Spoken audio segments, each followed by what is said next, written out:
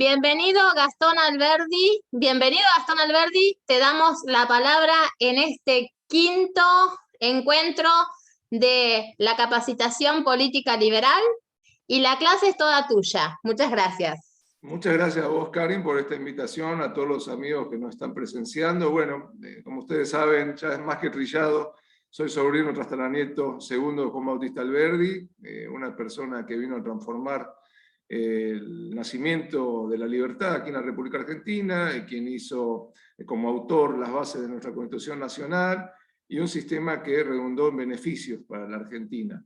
Nosotros tenemos un peso muy grande sobre los hombros con este apellido. Queremos refundar el liberalismo en la Argentina, estamos acompañando al amigo Javier Milei en esta epopeya, sabemos que se va a dar un batacazo de votos, sabemos que no vamos a sacar solamente un diputado nacional, sino varios, y esto puede ser el renacimiento económico de la Argentina en una proyección muy inmediata, es decir, la recuperación se va a venir rápido, ¿no? Pero bueno, a mí me gustaría también que los demás hablaran, muchos me conocen, no quiero ser reiterativo, creo que el liberalismo debe ser federal, con tintes obviamente nacionales, creo que el liberalismo debe ser refundado y también que Javier tiene que salir de la Argentina, tiene que ir a los Estados Unidos, tiene que ir a México, tiene que estar en los países más civilizados para que, bueno, nos puedan apoyar del exterior, ¿no? Sentirnos que no estamos solos y que ese cambio es posible.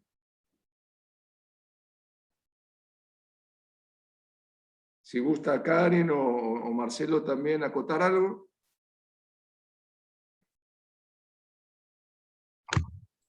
Sí, Gastón. En realidad, bueno, queríamos que vos dieras una pequeña introducción, un poco sobre, si querés, datos biográficos de Alberdi, interesantes. Claro que sí. Claro. Después, bueno, la vigencia del pensamiento de Alberdi, ¿no? Definitivo, Marcelo. Bueno, mira, esto puede ser como un comentario a nivel familiar, de lo que yo escuché de chico, de mis abuelos, de mis tías. Vos sabés que nosotros compartíamos los domingos la merienda en el patio familiar de la casa en Tucumán o acá en La Recoleta. Y bueno, yo escuchaba cómo fue la historia de Juan Bautista Alberdi. Él perteneció a una familia numerosa. ¿Sí? Su padre fue Salvador y su mamá, bueno, te estoy mirando porque se me olvidan, fue Josefa Rosa Arauz. Tuvieron 6 hijos, el último fue Juan Bautista.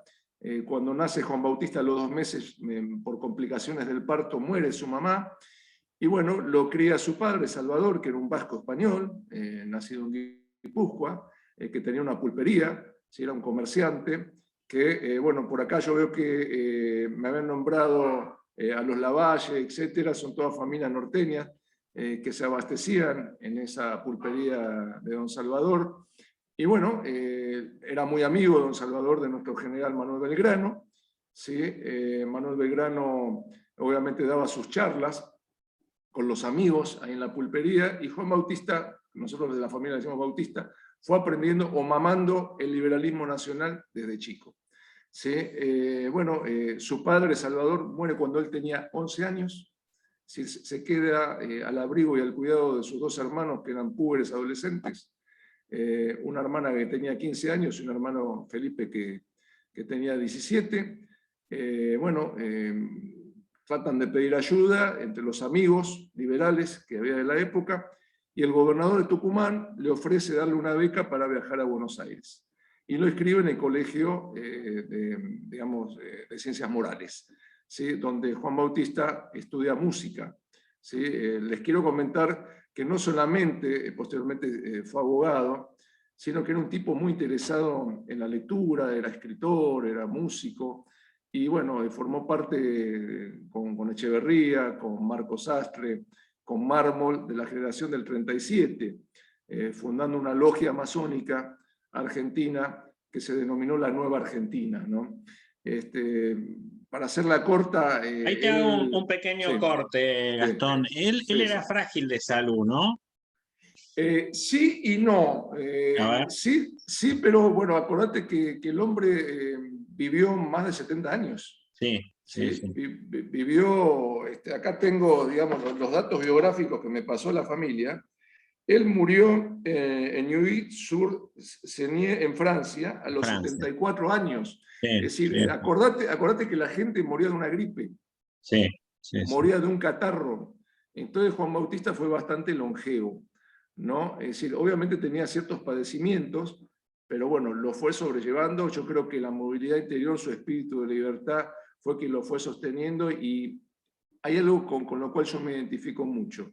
Fue un niño solitario, ¿sí? Fue un niño solitario que se fue formando en esa fortaleza de la soledad, de no tener a su madre al lado, porque las mujeres son fundamentales en la crianza de un niño, ¿sí? Yo tuve una madre que, bueno, fue excelente como mujer a nivel profesional, fue campeona argentina de tenis, fue la primera mujer escribana en la República Argentina, sabía 7 idiomas, viajó por todo el mundo, pero bueno, uno como niño quería estar con la madre, ¿no? Entonces, ahora de grande comprendo a mi madre, ¿no? Y la respeto, que en paz descanse. Es decir, ella se desarrolló en una época de machismo muy, muy duro.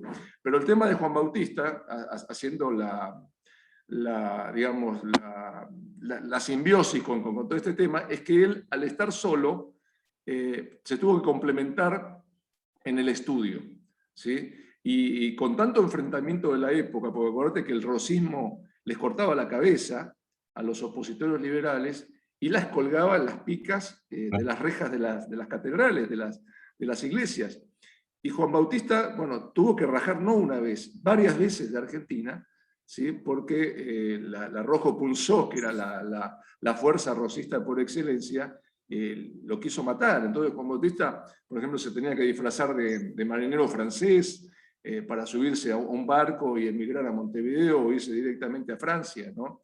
Él se refugió mucho en ese amor materno que no tuvo más de 7 relaciones con mujeres, ¿sí? Con las cuales con una tuvo un hijo que se llamó Manuel, ¿sí? el cual él le dice mi pariente. No lo dice de una manera despectiva. Lo que sucede es que, bueno, con esto del rosismo, él no pudo entablar una relación perdurable, duradera, Claro, formal, claro. ¿no? Entonces, bueno, buscó el amor que le faltaba por parte de su madre en distintas amistades femeninas, entre las cuales tuvo una viuda federal de la época, digamos, de Urquiza o del mitrismo, con la cual se escribió más de 600 cartas. Es decir, en la colección de la familia, mis tías la vendieron, todas esas cartas, pero están en el acervo cultural de la Universidad Nacional de San Martín, acá en la provincia de Buenos Aires. Y bueno, se hizo un museo en un casco histórico, una hacienda, una estancia, para que me entiendan, ¿sí? En Luján, en provincia de Buenos Aires. Están resguardadas ahí y es un patrimonio histórico nacional e internacional del liberalismo. Es decir, el tipo tenía necesidad de transmitir ese amor que le faltaba, ¿sí? Por eso destacó, digamos, en el intelecto. Tengo entendido que era un eximio artista, pianista, ¿no? Sí, sí, Tocaba en la casa de Mariquita Sánchez Thompson también. Totalmente. Bueno, Mariquita Marcelo, fue quien le presentó en Southampton, ¿sí? Ahí poquitos kilómetros al sur de Londres, Inglaterra, al general Juan Manuel de Rosas. Entonces, esto se da un abrazo histórico y cordial, hacen las paces, y Juan Bautista le dice, mi general, yo no tenía el gusto de conocerlo, pero ambos estamos viviendo el exilio de estas guerras fratricidas, y en el exterior los argentinos nos tenemos que identificar por la unidad nacional.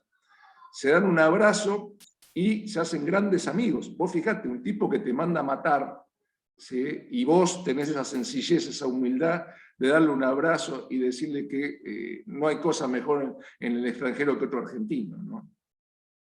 Gastón, y contanos un poco de la generación del 37, porque la formaban brillantes intelectuales y artistas. ¿Qué pasó con esa generación? ¿Qué papel le cupo allí a Alberdi? ¿Cuál era Bueno, su sí, pensamiento? sí, básicamente Alberdi fue uno de todos estos muchachos. Estamos hablando de Echeverría, de Mármol, de Marcos Sastre. Fue gente brillante para la época, todos tenían que usar seudónimos, Bautista tuvo que utilizar el seudónimo de Figarillo, ¿sí? Porque automáticamente te detectaban y el rosismo te mandaba a matar, ¿sí? Pero estas notas de opinión, digámosle, se tenían que dar trastienda, es decir, de la librería de Marcos Sastre. Ahí ellos editaban, hacían su periódico, era algo así como medio underground, ¿no? Es decir, como que algo prohibido. Gente valiosísima, yo creo que con la pluma de Echeverría, quienes leímos La Cautiva, por ejemplo, te das cuenta las vicisitudes de la época, ¿no? Estábamos con poca civilización y mucha barbarie, ¿no? Él no se puede recibir en la UBA, él creo que termina recibiendo el título en Uruguay, ¿puede ser? No, te comentó, él se recibe de procurador en Córdoba. Viaja a Montevideo antes de que lo rajen, porque acuérdate que el presidente uruguayo era aliado a Rosas. Claro. ¿Sí? Prácticamente le quedan pocas materias, se va a París, regresa a Sudamérica, se va a Chile, cuando está redactando las bases de la Constitución Nacional, se recibe en Santiago de Chile. Y ahí tenía una doble relación, ahí tenía dos novias en Santiago de Chile. ¿Sí? Así que el hombre era humano, y era muy sensible, ¿sí? Tenía sus quereres, ¿no?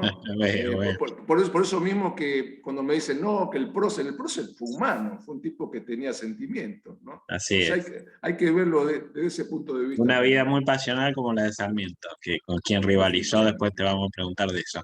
Sí. Bueno, el final del gobierno Rosas, ahí, bueno, él tiene su gran protagonismo, ya con Urquiza. Contanos un poco de esa relación, cómo él se constituyó en el ideólogo de la Constitución.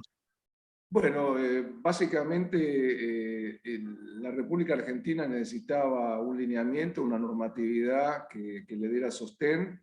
Juan Bautista ya venía hablando con el general Urquiza de hace mucho tiempo, eran grandes amigos, sobre todo coincidían en un liberalismo federal, como lo está haciendo nuestra agrupación nacional, la Alberdi, en más de 10 provincias.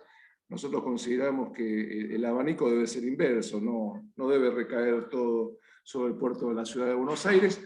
Y volviendo al tema, Urquiza le dice, mire Alberdi, yo necesito que usted viaje por el mundo, obviamente después de la batalla que él había ganado, y se constituye como poder en la Argentina, y bueno, va a presentar a Franklin Pierce, por ejemplo, el presidente americano, va con la reina Victoria, va con la reina Isabel, y en España le dice la reina, todo muy bien, don Juan Bautista, pero ustedes se independizaron en 1810. Estamos ahora en 1853. Entonces, saquemos cuentas, ¿no? Me deben 43 años de impuestos. Si ustedes llegan a un acuerdo con mi reinado, nosotros le vamos a dar pleno reconocimiento internacional. Entonces, obviamente, Bautista viaja a la Argentina, le dice esto al general Urquiza, y poniendo esta balanza, ¿sí?, aportó esos 43 años de impuestos, ¿sí?, a la corona española, y nos dan pleno reconocimiento internacional, ¿no? Así que el laburo que hizo Juan Bautista fue fenomenal como encargado de negocios internacionales, y posteriormente la bronca vino con Mitre, porque Mitre, vos sabés que era una persona que era muy celoso de la capacidad de Alberdi, más cuando fue Alberdi legislador nacional por la provincia de Tucumán. Él pretendió, digamos, editar con costo al erario la Constitución Nacional para que sea distribuida entre los ciudadanos. Lo logró. También quiso ser embajador plenipotenciario en Francia, pero el mitrismo le cerró el camino y, bueno, pura mala sangre. Juan Bautista tuvo que retornar y morir en Francia. Respecto al proyecto alberdiano, después vamos a tenerlo a Gabriel Zanotti, que bueno, ha escrito también sobre esto, que te voy a preguntar. ¿Vos qué crees? ¿Que Alberdi era un realista o un utópico respecto al proyecto constitucional argentino? Yo estoy más cerca de la segunda posición, ¿no? Pero bueno, es muy discutible. hay gente que dice que, bueno, en realidad él tenía muy claro qué hacer con la Argentina, con esa Argentina. Así es. O sea, no era una persona absolutamente idealista, de allí que su relación con Urquiza, incluso el perdón, como vos dijiste, a Rosas y demás, lo planteaba como una persona que, bueno, era muy consciente de las limitaciones que tenía el país para ensayar un proyecto tan innovador como el que luego se practicó, ¿no?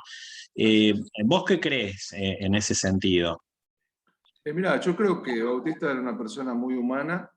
Ajá. Para mí, estudiándolo y la otra campana a nivel familiar, yo creo que era un dios naturalista por excelencia.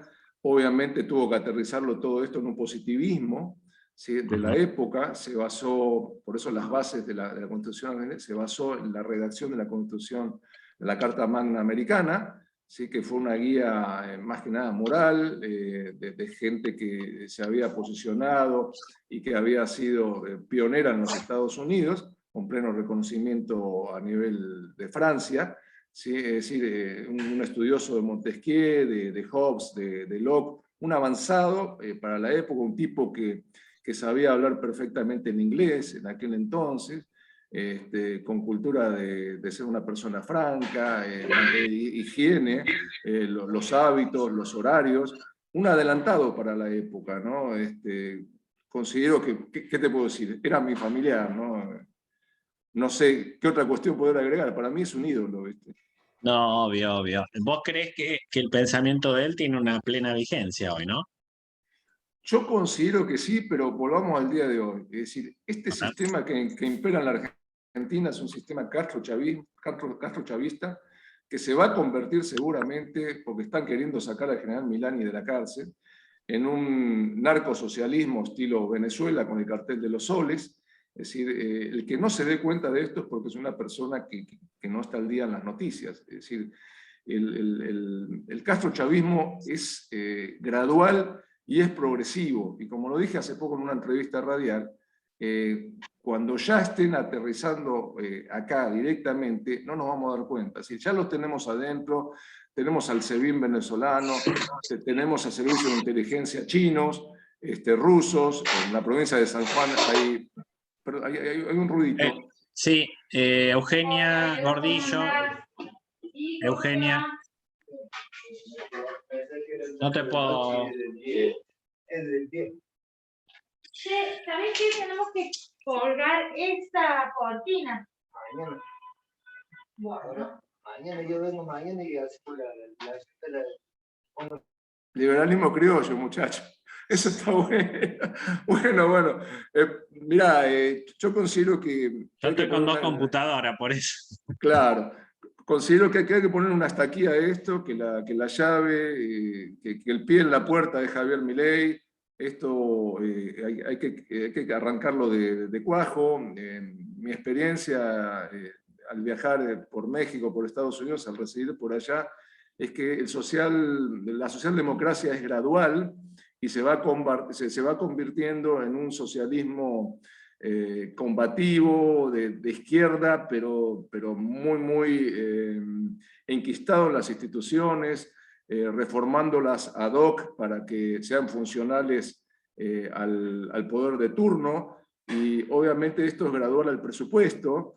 El que no entra en esa sintonía lo hacen fuera del juego, y bueno, es el sistema de premios y castigos. Entonces el comunismo está imperando no solamente, hay un ruidito un poco molesto.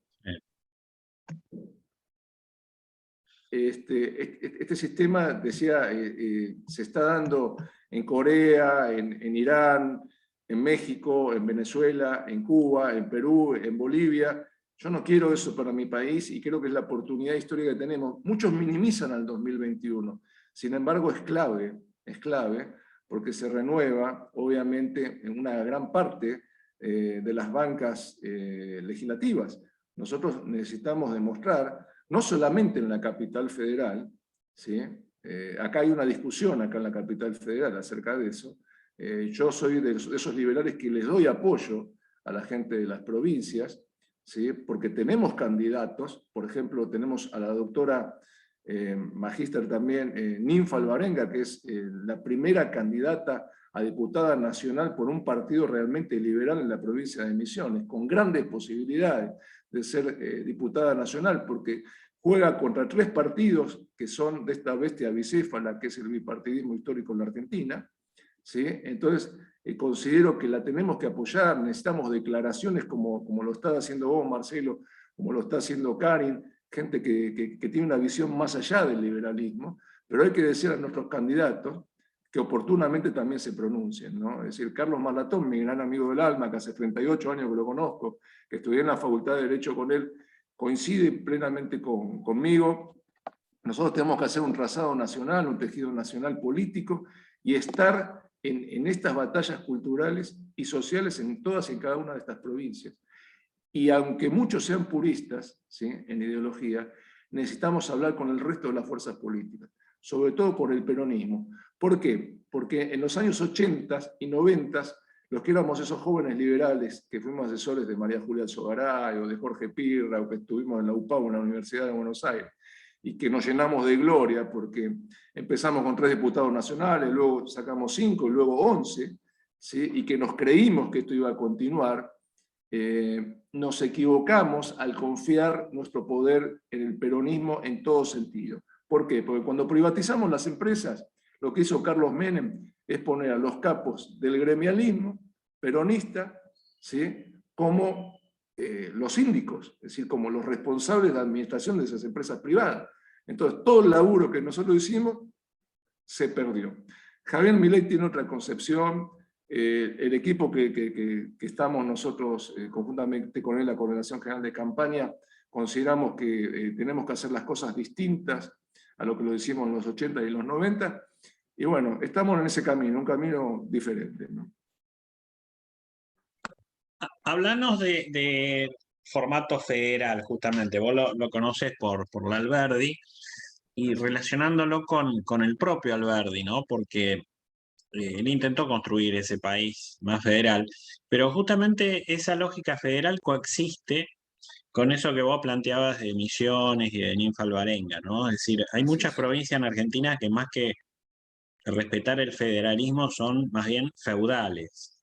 Y no hablo de las provincias pobres solamente, hay provincias de la Pampa Gringa, por ejemplo la propia Córdoba, que tiene hace 20 años mismo gobierno, y antes tuvo, hablando justamente del bipartidismo, tuvo el otro bando, ¿no? Gobernando también unos 12 años, 13 años, ¿no? Sí, señor. Así que, ¿cómo se hace, digamos, para construir una lógica federal, política, que estoy de acuerdo con vos que eso hay que construirlo desde los cimientos políticos, con esa realidad que es bastante feudal, ¿no? Es decir, un señor que maneja a piacere los 3 poderes del Estado, con una prensa que tiene poco independiente, y bueno, con una sociedad civil que es bastante pasiva.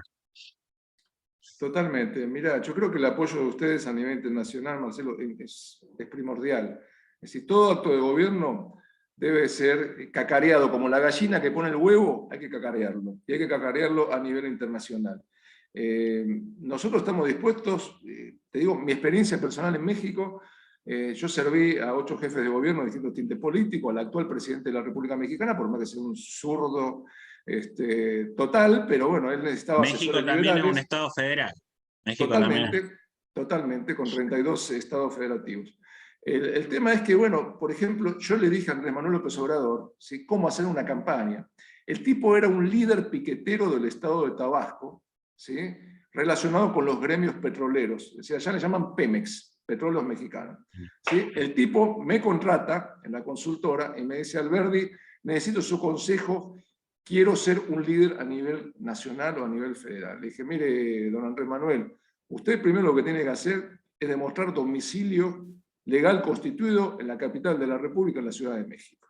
¿Por qué? Porque es el centro histórico del poder constituido, de los 3 poderes. El tipo me hace caso, se asienta en la Ciudad de México, y le digo: bueno, ahora lo que tenemos que hacer es no comprar un avión ni alquilar un avión. Tenemos que comprar, como el estilo de las convenciones republicanas, que íbamos en esos micros con el candidato, esos micros modernos. Bueno, y lo llevé pueblo por pueblo de estos 32 estados federativos de la República Mexicana. Vos no sabés con qué agrado, porque vamos con la prensa internacional, vos no sabés con qué agrado la gente de los pueblos nos recibía. Nos regalaban guajolotes, que los guajolotes son los pavos, ¿sí? O nos regalaban puercos. Es decir, la gente, cuando vos vas y la hablás de corazón, te cree. Yo sé que el gringo es desconfiado porque, bueno, obviamente lo han defraudado millones de veces, pero cuando vos vas y le hablás de la necesidad diaria, ¿sí? de poder erradicar la corrupción, la gente confía en vos, ¿sí? Entonces, este tipo, ¿qué hizo? Primero logró ser jefe de gobierno del Distrito Federal. Hizo una excelente gestión, pero en su entorno tenía gente absolutamente corrupta que había valijeado y que los habían filmado, ¿sí? Entre ellos un paisano nuestro que se llama Carlos Agustín Ahumada Kurz, que es un empresario inmobiliario y de construcciones muy potente, que dio muchísimo dinero para la campaña de Andrés Manuel y obviamente quería la retribución en obras. Y Andrés Manuel le hizo un corte de manga. ¿Sí? El tipo los tenía todos videofilmados y todos fueron en cana, y obviamente el desafuero de Andrés Manuel López Obrador. El tema es que para levantar esa imagen de corrupción, obviamente me vuelven a contratar. Sí, y le digo, señor, usted tiene que hacer un renunciamiento público y decir que es una persona honesta y decir que su entorno era el entorno más corrupto habido y por haber. ¿Sí? Bueno, lo logro posicionar a nivel nacional y el tipo sale presidente de la República. ¿Sí? Pero ¿cómo se logra revertir todo esto? Yendo puerta a puerta, en la proximidad, ¿sí? Pidiendo la confianza del voto. Y una vez que lo obtenés, volver al territorio, tocar la puerta y agradecerlo y ponerte a consideración en esa gestión democrática. ¿Sí? Porque vos a esa gente le pediste la confianza y le diste tu mano, y la mano tiene que ser la palabra. ¿Sí? Entonces, por eso yo siempre digo que tenemos que volver a confiar en la palabra de la gente, porque es fundamental mirarnos a los ojos y darnos la mano. No hace falta firmar ningún papel. Cuando hay una tradición, hay una moral, y hay una disciplina, una lealtad, un compromiso, se demuestra en los hechos, ¿no? Perdón por ser tan extenso, pero bueno, es mi experiencia política internacional. En los Estados Unidos hicimos exactamente lo mismo, ¿sí? Cuando me tocó coordinar con Rudolph Giuliani la campaña de Donald Trump, estuve, no sé, en los estados fronterizos con México, lo que es, ¿qué te gusta? California, Nevada, Nuevo México, Texas, las Carolinas, Florida, estuvimos en Nueva York, porque éramos el enlace con los latinos, ¿no? Y obviamente la palabra se cumple. ¿Sí? Entonces, nos fue muy bien en esa elección, pero considero que el liberalismo tiene que entrar con el aporte fundamental de la prensa internacional. Es fundamental poder monitorearle al mundo que nosotros queremos cambiar este sistema castrochavista. Es muy necesario. Necesitamos el apoyo de los Estados Unidos y de Europa. Tocás el tema de López Obrador y de Trump, cada uno con su signo ideológico. Así es.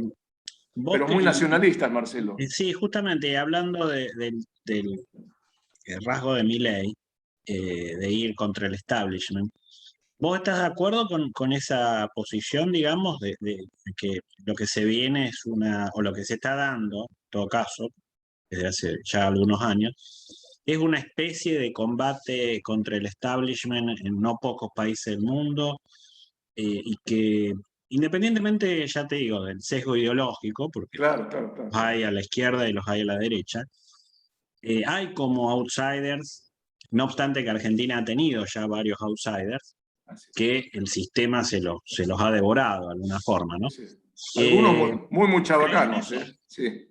¿Vos crees en eso? Yo estoy completamente seguro y convencido de que Javier es un outsider, es un breaker, al igual que yo. Nos identificamos en eso, confiamos que el cambio va a ser progresivo, perdón por la palabra cambio, la transformación va a ser progresiva. Necesitamos la confianza del voto de la gente, y bueno, todo es posible, pero necesitamos propuestas legislativas, necesitamos muchos legisladores, no solamente en Capital. Esa es la discusión que yo tengo al interior de este frente. Es decir, Gastón, espérate, antes de ir de nuevo al formato federal, ¿y por qué, a qué lo atribuís a eso? ¿Por qué hacen falta outsiders? ¿En qué le falló el sistema político a la gente en Argentina en estos 38 años de democracia? ¿En qué le falló? Es que la gente que tuvimos la ausencia de democracia, porque de chicos vivimos en distintos golpes de Estado, confiamos en la misma democracia, confiamos en la constitución de los partidos políticos tradicionales y nos defraudaron. Es decir, nos mandaron hasta abajo de la lista de los países menos desarrollados. Entonces, por eso mismo, necesitamos de un outsider, pero con neuronas, como es Javier Milei, y con un equipo de profesionales como vos, Marcelo, como Karin, como la gente del Alberdi, como los partidos que están integrando en su generalidad este frente, pero sobre todo darle esa proyección federal y nacional. Esa es la discusión que Gastón Alberdi tiene al interior de este frente, ¿sí? Yo no lo veo como algo coyuntural, ¿sí? Porque hay partidos al interior de este frente que seguramente van a optar por sus legisladores volver a sus espacios naturales, ¿sí? No quiero nombrarlos porque, bueno, puede ocasionar esto un distanciamiento, ¿no? Y además mi lealtad es con Javier Milei. Pero una vez que nosotros tengamos una fuerza propia, liberal, libertaria, minarquista, vamos a ir por esa confederación de partidos liberales en la República Argentina, que fue el sueño de Juan Bautista Alberdi, ¿sí? Yo entiendo que pájaro en mano y no 100 volando, pero es necesario dar un mensaje directo y darlo ya hacia las provincias. Esa es una afirmación que tenemos con Carlos Maslatón, y bueno, queremos ser escuchados, ¿no? Queremos ser considerados. Porque la Argentina... ¿Cuál es para vos la virtud de ese frente, de esa confederación en todo caso? Me da la impresión que resuenan algunas palabras cuasi peronistas, ¿no? El tema de la organización vence al tiempo. Es decir, ¿vos creés en el peso de la organización política? Sí, definitivamente, siempre y cuando... Que Alberdi también lo tenía muy claro con Urquiza, ¿no? Totalmente, totalmente. Lo que sucede es que, bueno, hay intereses políticos enquistados históricamente en nuestra sociedad y nadie quiere ceder su lugar a un outsider, ¿no? Pero bueno, como dice Javier, y perdón por la grosería, lo vamos a sacar a patadas en el culo. Acá no queda de otra. ¿A través de qué? A través del voto. O sea, que siguiendo la lógica, y ahora abrimos el espacio a las preguntas, pues después se viene Gabriel, ¿vos crees que Javier es como una especie de ariete contra el sistema, acompañado por un grupo? Bueno, después ese ariete va a tener que dar lugar necesariamente a una construcción política a nivel federal, nacional, para tomar el poder y lograrlo con fuerza y con consistencia para transformar el país. O sea, son como tres tareas pendientes en realidad, ¿no? El líder, la construcción y el poder para transformar, porque si no tenés poder para transformar, tampoco vas a transformar nada. Definitivamente, Marcelo, vos habrás visto ayer que me reuní con el mayor del ejército argentino en retiro, Juan José Gómez Centurión. Ellos son nacionalistas, nosotros somos liberales, pero bueno, tenemos como objetivo y como target que la República Argentina sea saneada, ¿sí? Necesitamos limpiar a nuestro país. Vos sabés, en lo personal, yo te lo he comentado, tengo 2 hijos viviendo en el exterior, uno de 28 años y la otra de 25 años.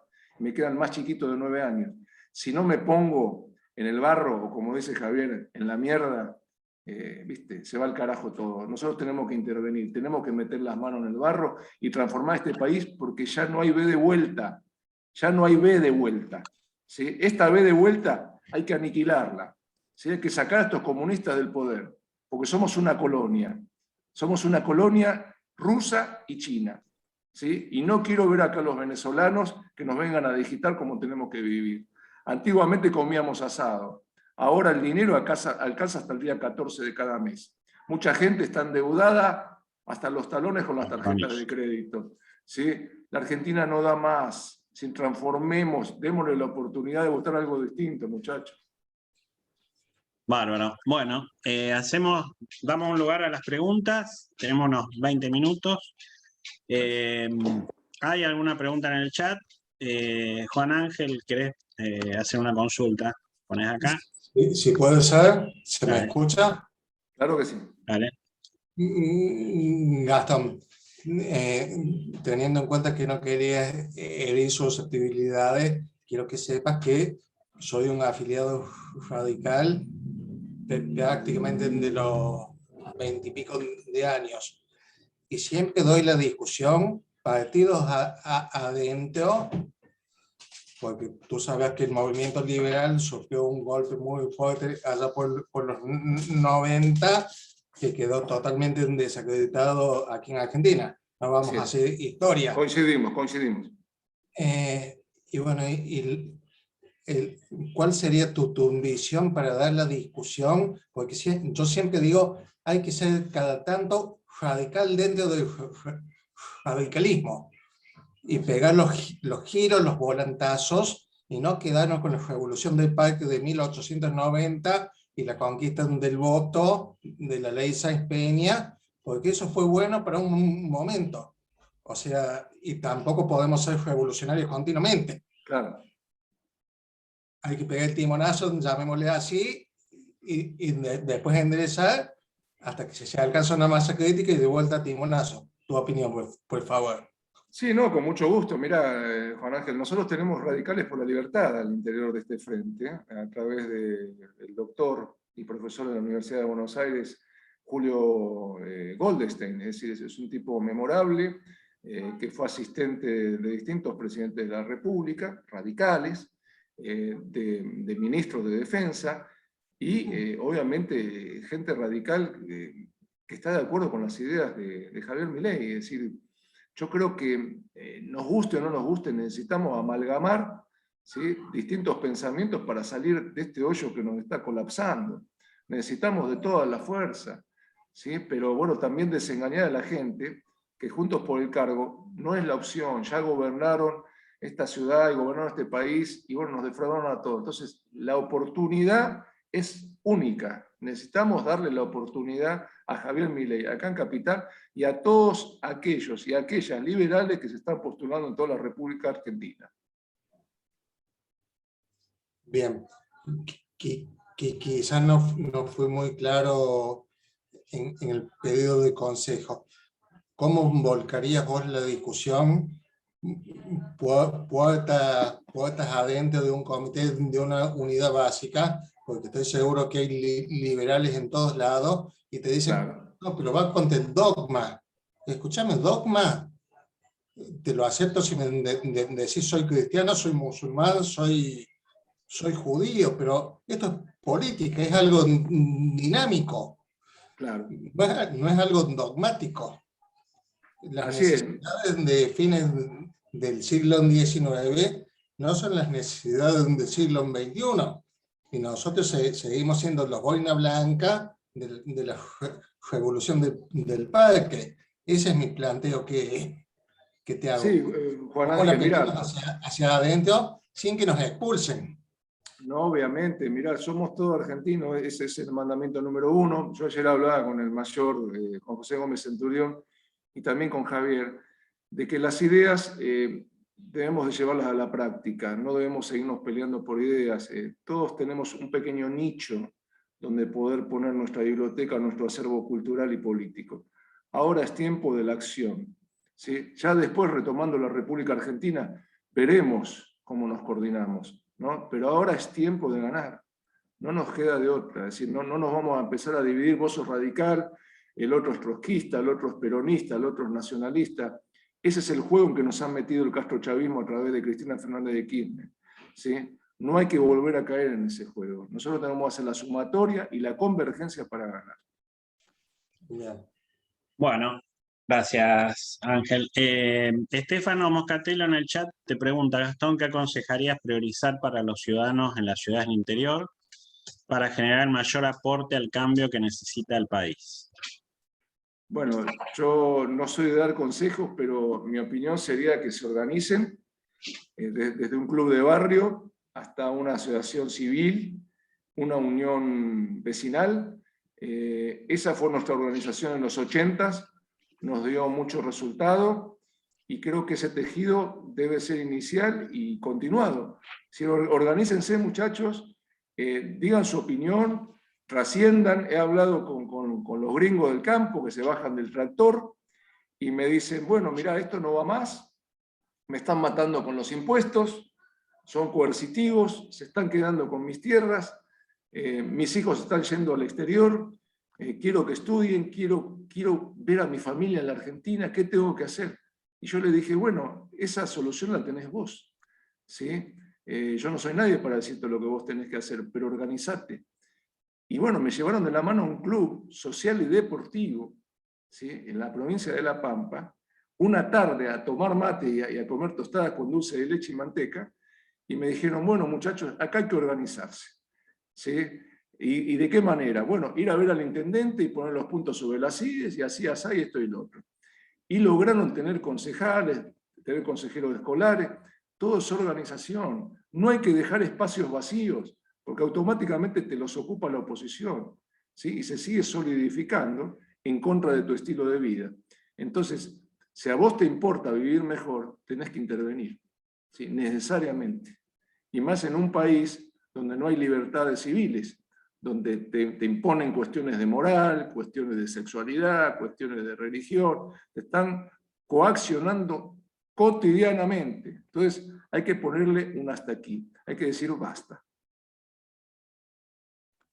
Y a los fines de ser prácticos, vamos a la provincia de Neuquén, por ejemplo, no sé, por dar un nombre. Sí. Esa persona, ese chico joven,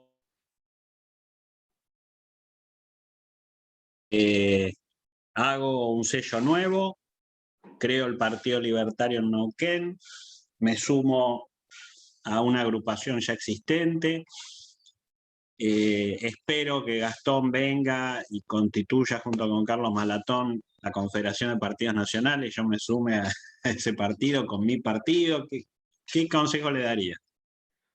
Mira, obviamente el consejo que le daría es que la organización es poder, que somos liberales, que cada quien tiene ese discernimiento a partir de los 4 años de edad, de saber qué está bien y qué está mal.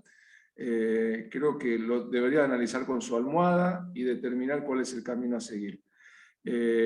Nosotros con Carlos Malatón, automáticamente te lo digo, queremos en 4 meses lograr un partido nacional liberal y federal con presencia en toda la República Argentina, sabemos que lo vamos a lograr, y rumbo al 2023. Este país tiene que volver a ser liberal, ¿sí? Entonces, a los muchachos que estén al pendiente de las redes sociales, que nos escriban, que le vamos a brindar todo el apoyo que ellos merecen, ¿sí? Hay que animarse, sobre todo a las mujeres, a los jóvenes, a la gente de la tercera edad. Vamos a salir a la calle, vamos a manifestarnos. No tengan miedo, somos pacíficos, que queremos una transformación pacífica. Merecemos vivir en el primer mundo y sobre todo que este mundo sea occidental, no que sea un tercer mundo marxista donde nos impongan qué vacuna nos tenemos que poner, qué tenemos que hacer o dejar de hacer. Es decir, muchachos, ya estuvo bueno. Es decir, hay gente que tal parece que se acostumbró a esta restricción de derechos. ¿Sí? El Estado está gracias a los ciudadanos. El Estado sin los ciudadanos no tiene existencia per se, es decir, por sí misma. Nosotros fundamentamos al Estado. Y al Estado lo vamos a dinamitar desde adentro, porque el Estado requiere fundamentalmente para los liberales, libertarios, minarquistas, las siguientes funciones, señores. La defensa nacional contra cualquier invasión del extranjero. ¿Sí? La seguridad interior, la justicia independiente, el pleno derecho irrestricto de las libertades individuales y obviamente el reconocimiento de la propiedad privada. Todas las demás funciones son gasto público, y un gasto público que no vuelva al ciudadano, ¿sí? Vivamos al estilo europeo, vivamos al estilo americano. ¿En qué sentido? Laburemos de las 9 hasta las 2 de la tarde o hasta las 5 de la tarde.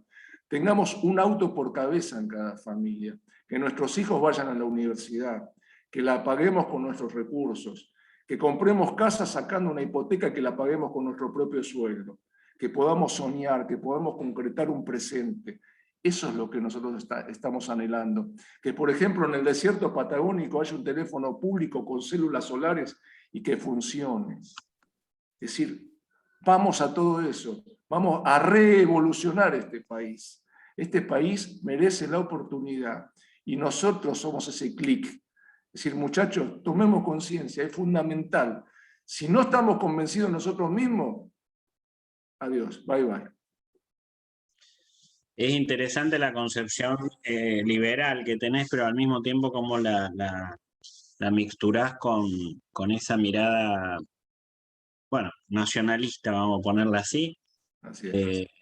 que bueno, todos sabemos, muchas veces los liberales en Argentina siempre lo han considerado un poco incompatible, ¿no? Pero yo adhiero, me parece que es bastante necesario hoy, porque el país ha caído demasiado bajo. Totalmente. Si vos Y me se lo han permitís, confundido muchos Marcelo, conceptos, ¿no? A lo te largo quiero de estos comentar, 38 años de democracia.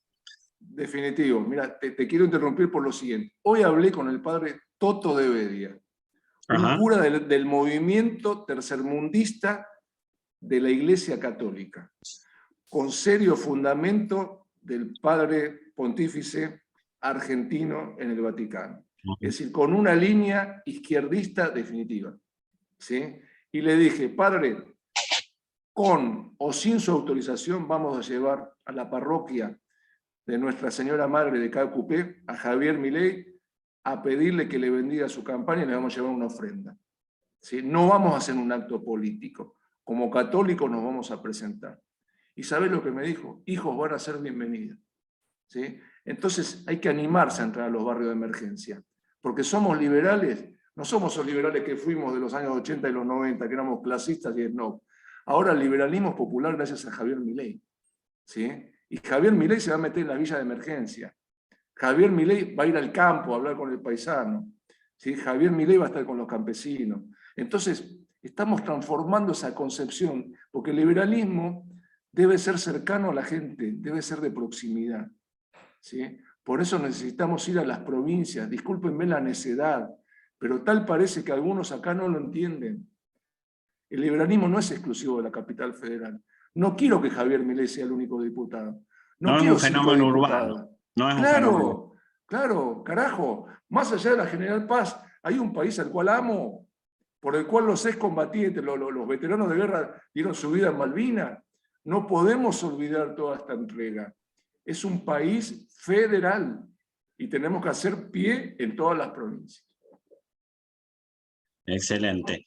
Bueno, ¿alguna última pregunta? Aprovechen. Ha sido muy claro, Gastón. Gracias por la invitación, Bueno, Marcelo. Y gracias, bienvenido, Gastón. Gabriel Zanotti. A la orden. Bueno, Señor. sí, en cualquier momento ya lo vamos a tener acá. Perdón por no haberme podido conectar a la 19, pero tenía una clase antes, perdón. Dale. Bueno, no sé si escuchaste todo, Gabriel, yo no te tenía el control comando. No, recién los Una últimos partecita, segundos. Perdón, la parte final. Sí. Pero bueno. Capté cuando Gastón decía que no podemos limitarnos a la capital federal, etc. Así es. Hasta ahí sigue. No sé si se conocen, la verdad que no. Bueno, supuestamente estuvimos todos en la UCD en los 80, pero... Sí, he leído algunos de sus libros, se me hace un filósofo liberal, católico y un naturalista por excelencia. Creo que su doctrina es muy extensa, es muy exhaustiva, y bueno, me gustaría que pudiéramos ser cauce y poder diversificarla aún más dentro de los jóvenes liberales. Creo que necesitamos hacer una escuela de capacitación política y creo que Marcelo Bozo serías el indicado con muchos profesionales para llevar a cabo este camino junto a Javier Milei. Bueno, gracias. Bueno, un poco lo presentaste vos recién. Gabriel es doctor en Filosofía de la Católica, licenciado en Filosofía de la Universidad del Norte de Santo Tomás de Aquino, la USTA, titular del Seminario de Epistemología de SEADE, cotitular del mismo seminario en el SEMA, en la Universidad Austral, titular de Filosofía de las Ciencias en la Facultad de Filosofía, bueno, autor de numerosa cantidad de libros, uno de ellos sobre Popper, que bueno, es una de mis debilidades, pero bueno, después cualquier cosa nos comentará algo de él. Actualmente se desempeña como director del Departamento de Investigación y profesor de Metodología en Investigación Social en SEADE, y tiene un blog que yo los invito a seguir, que es gsanotti.blogspot.com.ar, donde Gabriel se explaya a menudo, diariamente prácticamente, sobre temas de coyuntura, bueno, de todo, ¿no, Gabriel? Hay que tener cuidado con ese blog porque ahí hay de todo. Hay para odiarme, o no sé, pero hay de todo ahí. Bueno, hoy, a ver, tuvimos a Alberdi y ahora lo tenemos a von Mises, ¿no? Porque Gabriel tiene Sí, mi el email es mail, o sea, gabrielmises@yahoo.com. ha habido alguna conexión interplanetaria o histórica, no sé, pero los hemos juntado, ¿no? Bueno, Gabriel, la idea era que nos comentaras sobre filosofía liberal, lo más importante para vos, que podés decirnos en una abreviada síntesis, por cierto. Tal vez le puede interesar al público también algunas diferencias entre las distintas escuelas, Ok, si viene al sí, sí, sí. caso. Ok. Y bueno, tu mirada sobre la actualidad, sobre todo sobre el liberalismo, tanto en Argentina, bueno, Gastón lo planteó también desde su mirada un poco más política tal vez, como mundial, porque, por ejemplo, el último artículo que escribiste sobre las vacunas, bueno, el tema de la vacunación obligatoria, es decir, supongo que este tema de la pandemia, como a casi todos los liberales, nos ha movilizado en términos de las restricciones que hemos sufrido en nuestras libertades, ¿no? Así que bueno, todo tuyo el Zoom. Bien. Bueno, pasando de lo más abstracto a lo más concreto, últimamente yo siempre afirmo que hay tres grandes líneas en la filosofía política liberal que han influido mucho en el siglo XX, ¿no? Hay una línea muy influida por diversas razones por Immanuel Kant, que son los autores típicamente neocantianos, que son Mises, Hayek y Popper. El argumento de ellos para la defensa de la sociedad libre siempre es el tema del conocimiento. La limitación del conocimiento humano requiere necesariamente, para ser un poco menos limitado, de una sociedad abierta, con libre intercambio de pensamientos, ¿tá? Y desde ahí ellos fundamentan la democracia constitucional y desde ahí elogian a la Constitución norteamericana originaria de 1787, la Declaración de la Independencia, o sea, tienen una especie de reconstrucción desde su propia filosofía política, ¿no? de ese gran acontecimiento histórico, ¿no? Así que bueno, cuando Hayek afirma que el orden espontáneo es imprescindible para que el conocimiento humano pase de una situación de menor coordinación a una mayor coordinación, y afirma que el mercado es el ejemplo de eso en el tema económico, pero a su vez el derecho común inglés sería el ejemplo de eso en el tema jurídico, la organización de las instituciones, no organización, sino el surgimiento espontáneo de las instituciones políticas inglesas y anglosajonas. Bueno, eso es Hayek, su gran crítica al constructivismo, que muchos la colocan solo para el socialismo, pero si quieren hablamos de eso. Hay un constructivismo liberal también, que es una gran tentación para todos. Bueno, de eso podemos hablar, es una tentación muy comprensible. Sí, ahí, Gabriel, te hago un paréntesis Sí. a propósito de lo charlado con Gastón sobre Alberdi, precisamente. Sí. Después te quisiéramos preguntar sobre si el proyecto de la generación del 80 era constructivista o no. Es un tema Constructivismo habría que es un tema aclararle que a la me, gente. es un tema que me gusta, sí, lo Claro, aclaramos, claro. lo aclaramos. Sí, sí, Constructivismo habría que aclararle a la gente que es todo aquel proyecto de ingeniería social, digamos, sí. trasplantar un modelo a otra realidad cultural y, bueno, intentar aplicarla, digamos. Sí. Bueno, después paso a eso, ¿no? Bueno, pero simplemente quería decirles, esta línea ha influido mucho, ¿no? Con todo lo que han influido estos tres autores que han sido tan importantes. Además son autores que tienen diversos libros, diversas lecturas incluso. Todo eso lo podemos hablar. Pero yo creo que una de las líneas más influyentes del liberalismo político y económico en todo el siglo XX son esos tres autores.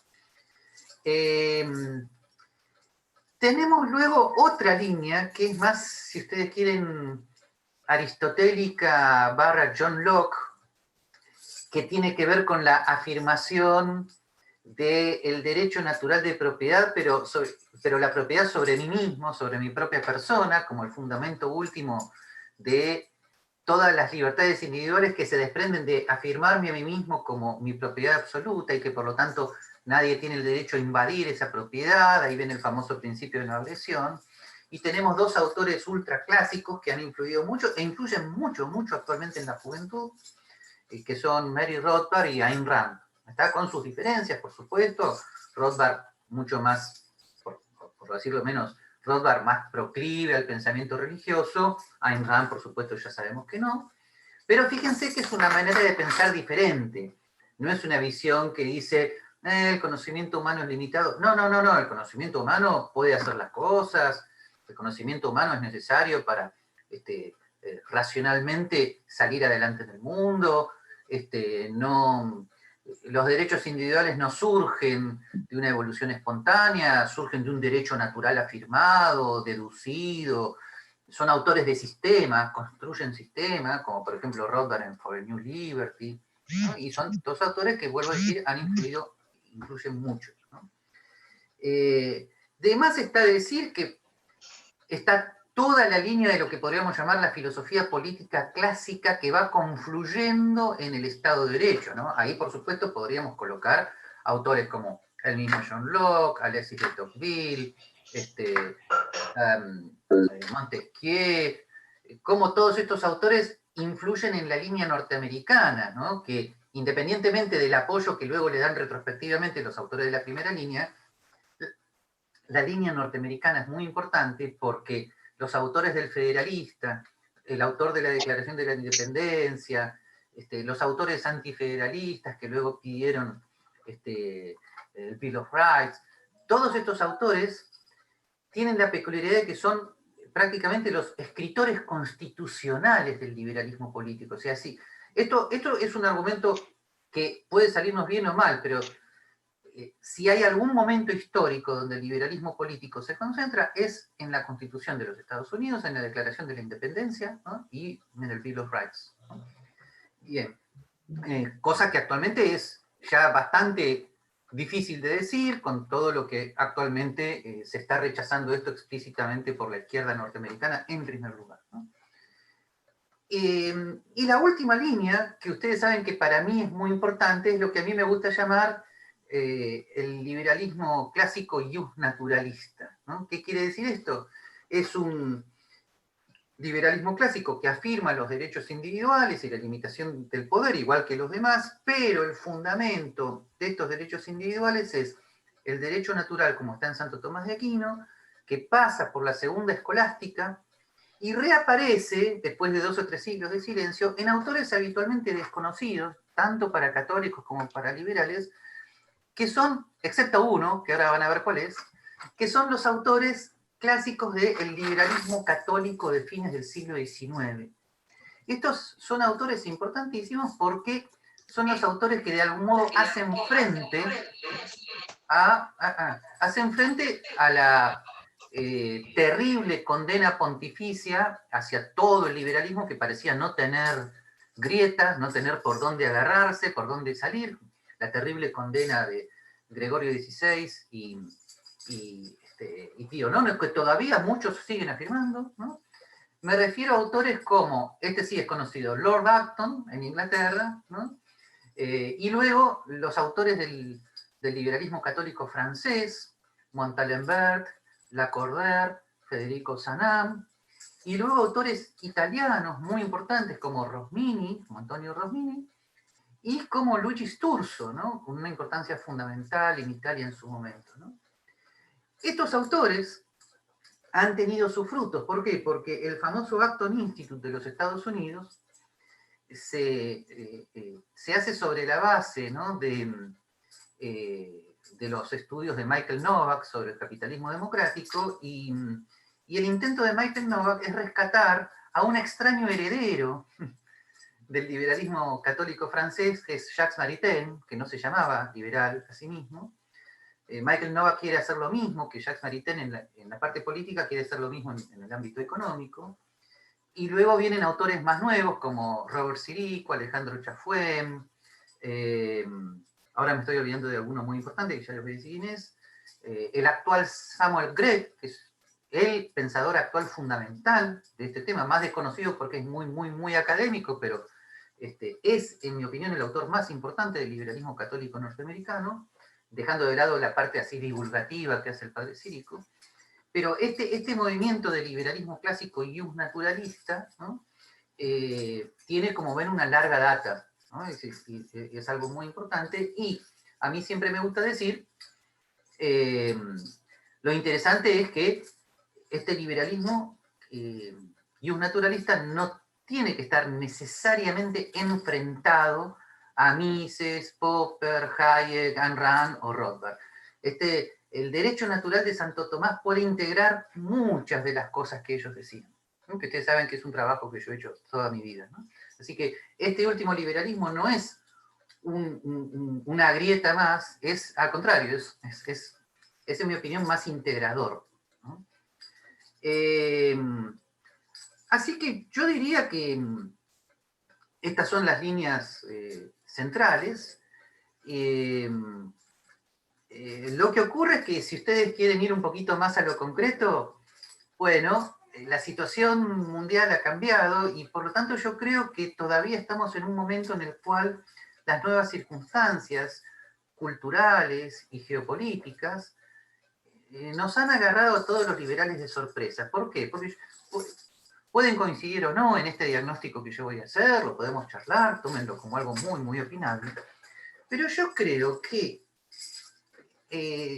después de la Segunda Guerra Mundial, hasta los 80, con Thatcher y Reagan, yo creo que todas estas líneas, todas estas líneas que ya estaban, y sus autores o sus seguidores se encontraban en la Mont Pelerin Society, ¿no? Convivían con relativa tranquilidad porque había un enemigo común y una prioridad en común. Había que tener el casco puesto versus los soviéticos. Así que si te gustaba más o menos el principio de no agresión, si Rothbard había defendido el aborto o no, eran cosas como que se hablaban por lo bajo. Y les digo, yo viví mucho esta época porque yo del 85 al 90 estuve en el Departamento de Investigaciones del ESEADE y ese era el ambiente. El ambiente es, acá todos convivimos, la causa común, ¿viste? Arriba Reagan, ¿no? Si eras católico, si no eras católico, si eras randiano, eran diferencias que se hablaban en el café, con algunas bromas, todo muy bien, pero y las circunstancias culturales, además, eran diferentes. El tema del género no había surgido, eran temas que directamente ni se hablaban, o sea, ya está, nadie se hacía mayor problema, ¿no? Así que,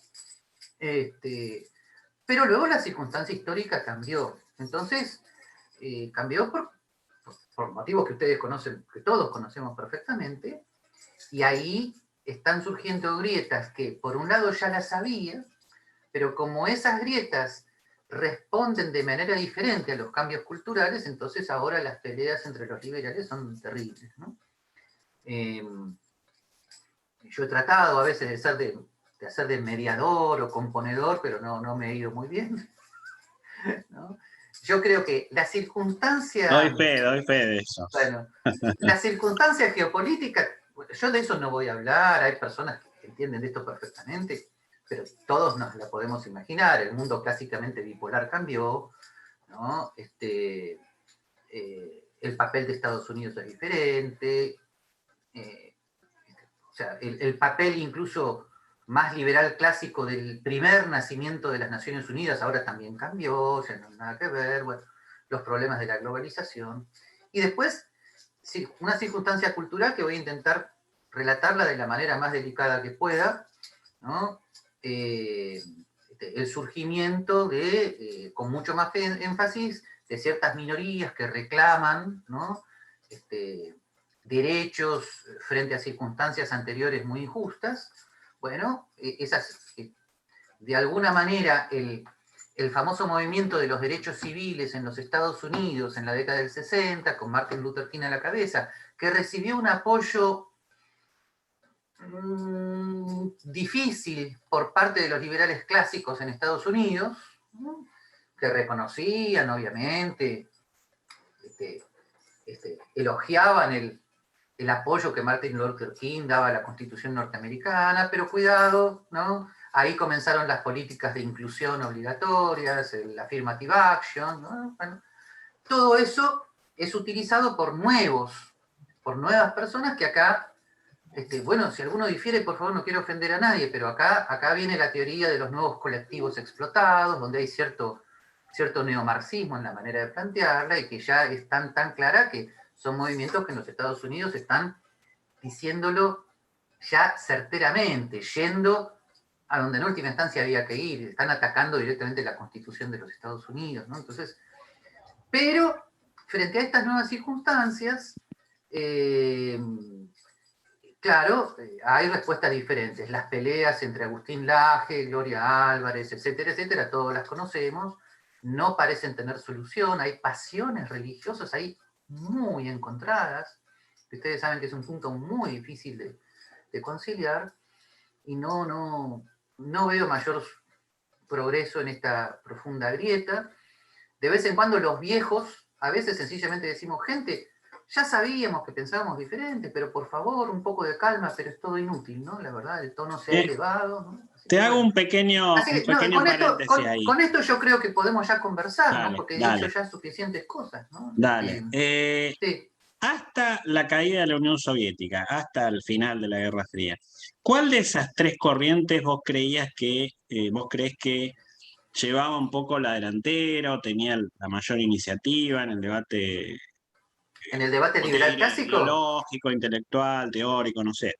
Eso por un lado. Y por el otro lado, que le describas a la audiencia que en realidad todo el contexto intelectual en el que estas tres versiones del liberalismo se manejaron, pongámosle, para decir una fecha, desde 1918 hasta, o 1917, revolución bolchevique, ¿no es cierto?, pasando por el fascismo, el nazismo y demás, hasta Reagan y Thatcher, era bastante hostil. O sea, vos mismo estás... Hostil hacia, discúlpame. Hacia el liberalismo, digamos, ¿no? Digo, intelectualmente, Mayo francés, derechos civiles, keynesianismo, es decir, no era fácil, digamos. No, claro. Y además hasta el propio Schumpeter había dicho que el futuro de este mundo era el socialismo, no era el capitalismo. O sea, que intelectualmente esta gente se manejaba, sobre todo lo de la primera escuela, ¿no? Se manejaba círculo minoritario, ¿no? Además de haber sido perseguidos de Europa, yendo a Estados Unidos, haciendo una vida nueva, etcétera, etcétera. ¿Cuál de estas tres tenía un poco la iniciativa en un contexto minoritario? Yo creo que ahí Popper, Mises y Hayek fueron muy importantes. ¿Por qué? Porque los tres, de alguna manera, fueron autores de paradigmas alternativos muy sólidos contra los paradigmas que vos acabas de describir. El marxismo internacional, o sea, el marxismo-leninismo, ¿no? Dejo de lado la escuela de Frankfurt, de la cual hablamos después, si quieren, o sea, el marxismo-leninismo muy activo, el keynesianismo de izquierda, ¿no? Sí, la nombro, el ala muy de izquierda de la escuela de Frankfurt, sobre todo representada por Marcuse, ¿no? Entonces, frente a estas líneas, era muy difícil defenderse. Las personas, como a mí me gusta decir, lo dije siempre, lo que pasa es que ahora el término suena raro, las personas no estaban vacunadas frente a esto. Si vos no habías leído estos autores, a los cuales se puede agregar Rothbard en el último tiempo, prácticamente, a ver, eras o marxista o keynesiano por default, ¿no? Así que yo creo que ahí ellos ocuparon, bueno, habría que agregar a Milton Friedman en Estados Unidos, ocuparon un papel importante, porque además los herederos europeos, si querés, del liberalismo clásico, como un Raymond Aron, escribían, eran muy importantes, pero de alguna manera no jugaban un papel así de batalla intelectual preponderante como sí lo hicieron, cosa que, cuidado porque son temas que se confunden, ¿no? O sea, Popper, Mises y Hayek, aparte de ser académicos, eran prácticamente activistas, fundaron la Montpellier, ¿viste? De vez en cuando se ponían el casco y tenían escritos que parecían, ¿no?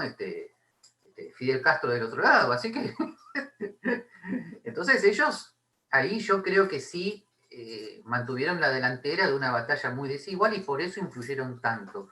Luego, Y en esta sí. fase, ¿cuál de las tres en esta fase? Que no sé cómo llamarle, postmoderna, no sé cómo le llamarías vos, en esta fase de los últimos 30 después años, de, digamos, digamos, en la fase después de la posterior caída a podríamos decir, en la fase posterior a la Primera Guerra, Sí, y luego después de la Segunda Guerra, de vuelta, ¿cuál de las líneas influye más?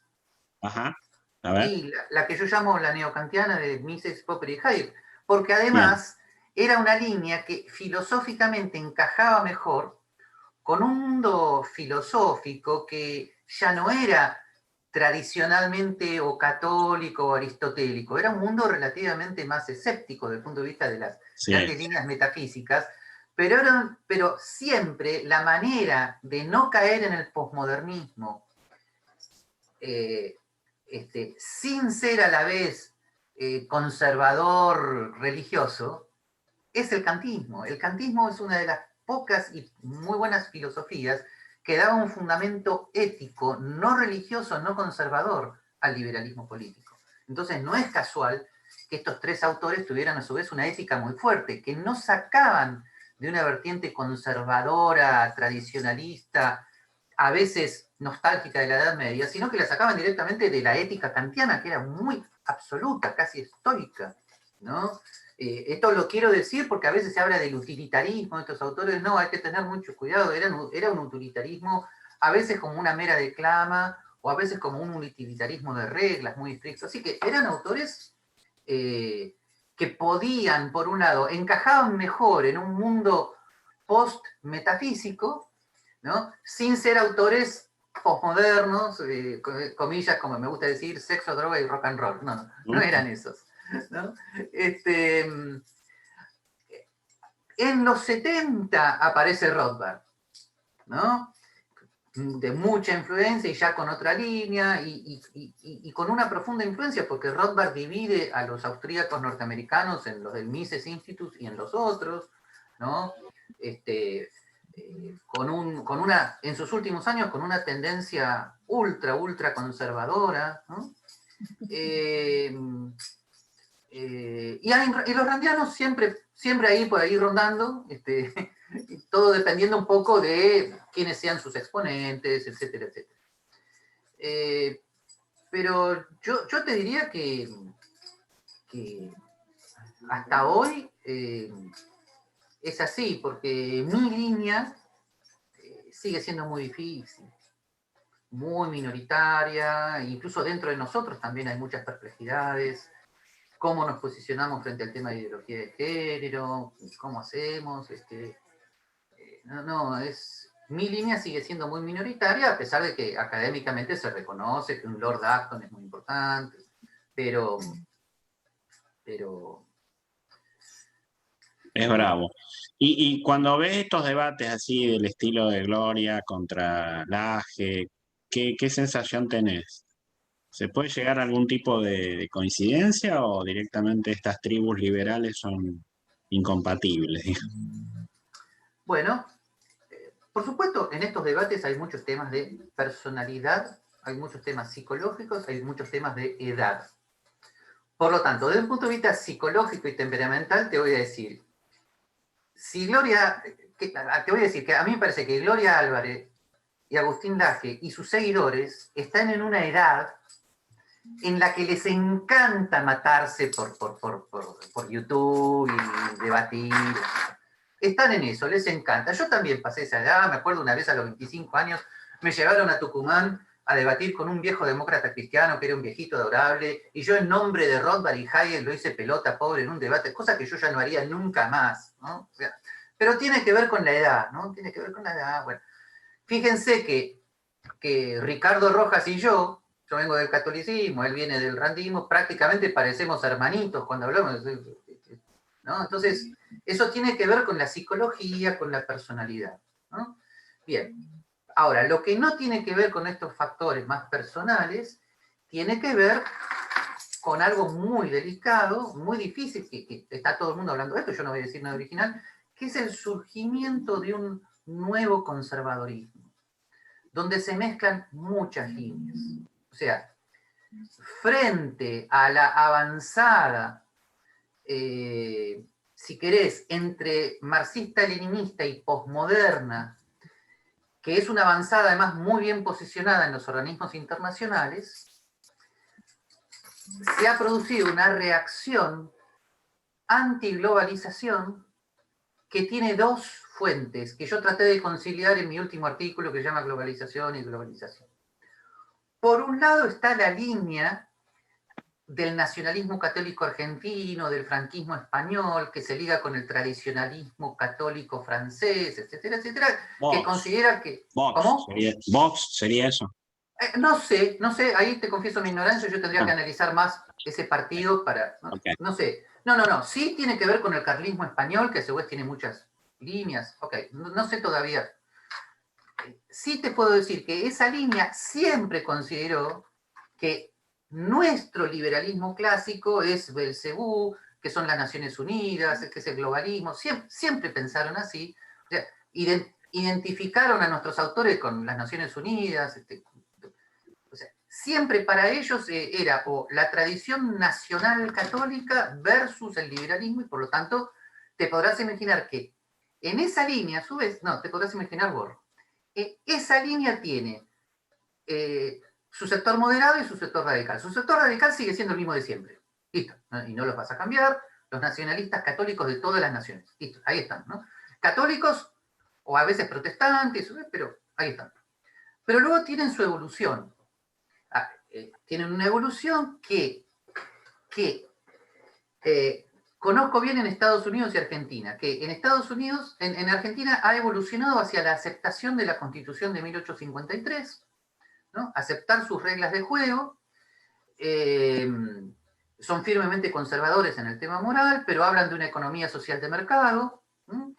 Algunas expresiones... Lo que hoy sería nos. Exactamente, es lo que hoy sería nos. Es la línea moderada, mirá.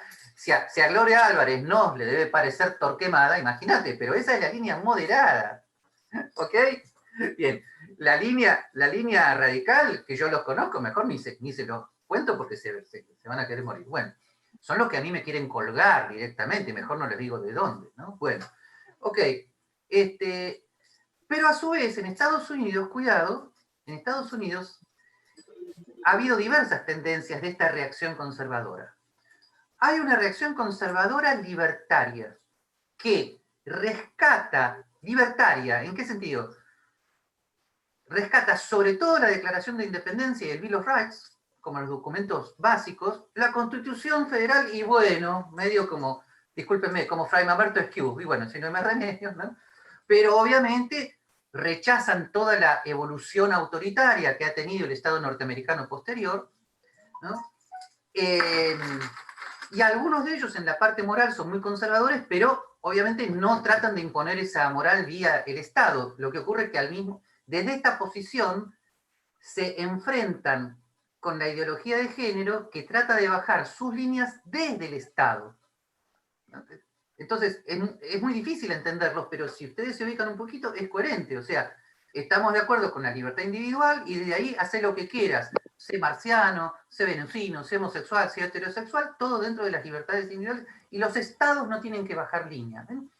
Entonces, en esa línea hay algunos que están con Trump, como mal menor, otros que están con Trump desde posiciones mucho más difíciles, posiciones norteamericanas ultranacionalistas, sectores cercanos al Ku Klux Klan, locos lindos de todos lados, y bueno, ahí se mezcla todo, ¿no? Pero atención, esta línea conservadora que acabo de nombrar ya no tiene nada que ver con los neocons que estuvieron sobre todo con Bush padre y Bush hijo. Los neocons son otra cosa.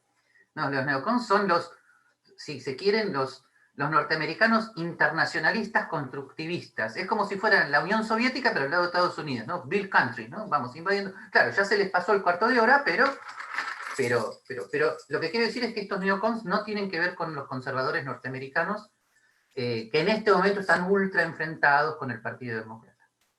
Y en la Argentina, como les dije, y ahora, frente a esta evolución de este movimiento conservador, de vuelta, los liberales clásicos están teniendo perspectivas diversas, ¿no? Entonces, un Carlos Alberto Montaner, un Alberto Venegas Lynch, lo odian a Trump, Y hay otros liberales clásicos que prefieren un Obama a un Trump porque creen que el mal menor sería Obama, ¿no? En fin, son como temores, perspectivas, que han aumentado entre nosotros las grietas. El caso Trump ha producido grietas profundísimas entre los liberales clásicos. ¿Cómo podés estar de acuerdo? No, lo que pasa es que no estoy de acuerdo, pero esto, pero el mal menor, pero el mal mayor. Pero no, pero... Trump, Bolsonaro, Orbán, bueno, hay varios personajes. Claro, ¿por qué? Porque esto es muy interesante. Esto ha hecho surgir un nuevo tipo de líder frente al cual hay que tener mucho cuidado. Un líder que Francisco de Santibáñez llama el conservadurismo popular. Son líderes que concentran en sí mismos la renovación política, son líderes que se conectan directamente por las redes sociales, son líderes que no tienen asesores, muy personalistas, que respetan la propiedad, la religión, ¿no? Pero claro, el peligro es cierta declinación institucional que va junto con ellos. Ese es el... Y por supuesto, en Latinoamérica, como Latinoamérica es el país de los revolucionarios salvadores, perdón, el continente de los revolucionarios salvadores, bueno, este tipo de líderes es siempre una tentación. Lo que pasa es que antes eran de izquierda y ahora están apareciendo de derecha, y obviamente lo que producen son grietas terribles, porque frente al drama de la nula institucionalidad de nuestro continente, en una elección te tenés que jugar por el mal menor, y entonces ahí están los liberales que en Perú tuvieron que votar por Keiko, y qué sé yo, ¿no? Y si mañana a mí me dan entre elegir entre Cristina Fernández y no sé, y el que está ahora en NOS, tengo que votar por el de NOS. Y como dijo Alzogaray, tomando aceite de ricino, no sé si se acuerdan, bueno, yo ya soy viejo. ¿No se acuerdan cuando él se sinceró y dijo, bueno, finalmente si tengo que elegir entre el peronismo y el radicalismo Alfonsín, ¿qué le voy a hacer? Bueno. Pero bueno, no sé qué opinarán, pero... Recién charlábamos de eso con Gastón por el tema de Javier Milei, esto de ir contra el establishment, ¿no es cierto? Que es algo que hoy tiene votos, obviamente. Javier está en carrera de convertirse en uno de estos líderes conservadores populares. Eso. Ahora, vos si tuvieras, no te digo de asesorarlo a Javier, pero digo... No, Javier se está enojado conmigo, no me quiere. Ya sé. Pero bueno, Javier se enoja enoja con mucha gente. Se enoja con todo el mundo, por la pelea con Kachanowski. Justamente, sí. Bueno, pero supongamos, olvídate Javier, supongamos... No tengo problema con un Javier. Liberal, digamos, un liberal, para tratar de evitar que ese outsider se vaya, digamos, de carril, ¿no? Claro. De carril, no digo en términos ideológicos, para que no derive institucionalmente en lo que deriva Orbán, por ejemplo.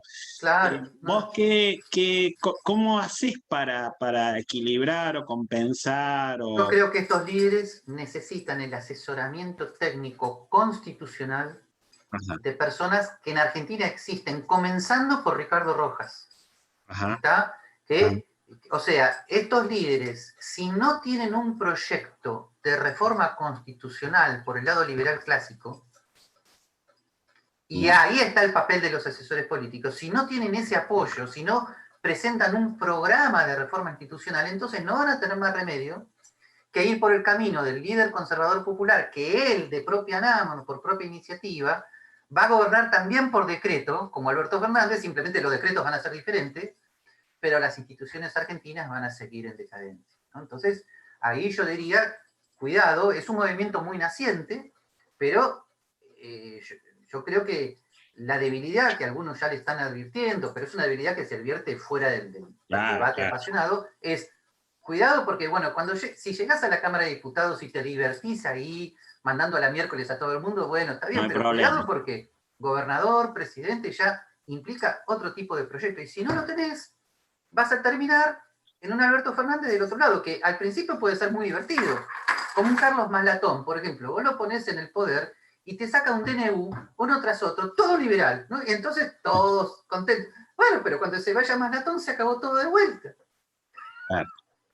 Ahora, es una tentación latinoamericana permanente, porque además nuestras circunstancias, y eso tiene que ver con el famoso constructivismo. Ahí está. Nosotros venimos de un país hecho de la nada. De la nada. Esto era un desierto absoluto, la famosa aldea el famoso tema de que hay que poblar, hay que gobernar. O sea, los famosos prohombres de la Argentina, con sus diferencias, estoy hablando de Mitre, Sarmiento, José Manuel Estrada, Avellaneda, son tipos que hicieron el país de la nada, construyeron vías férreas, colegios, transportaron códigos civiles. ¿No?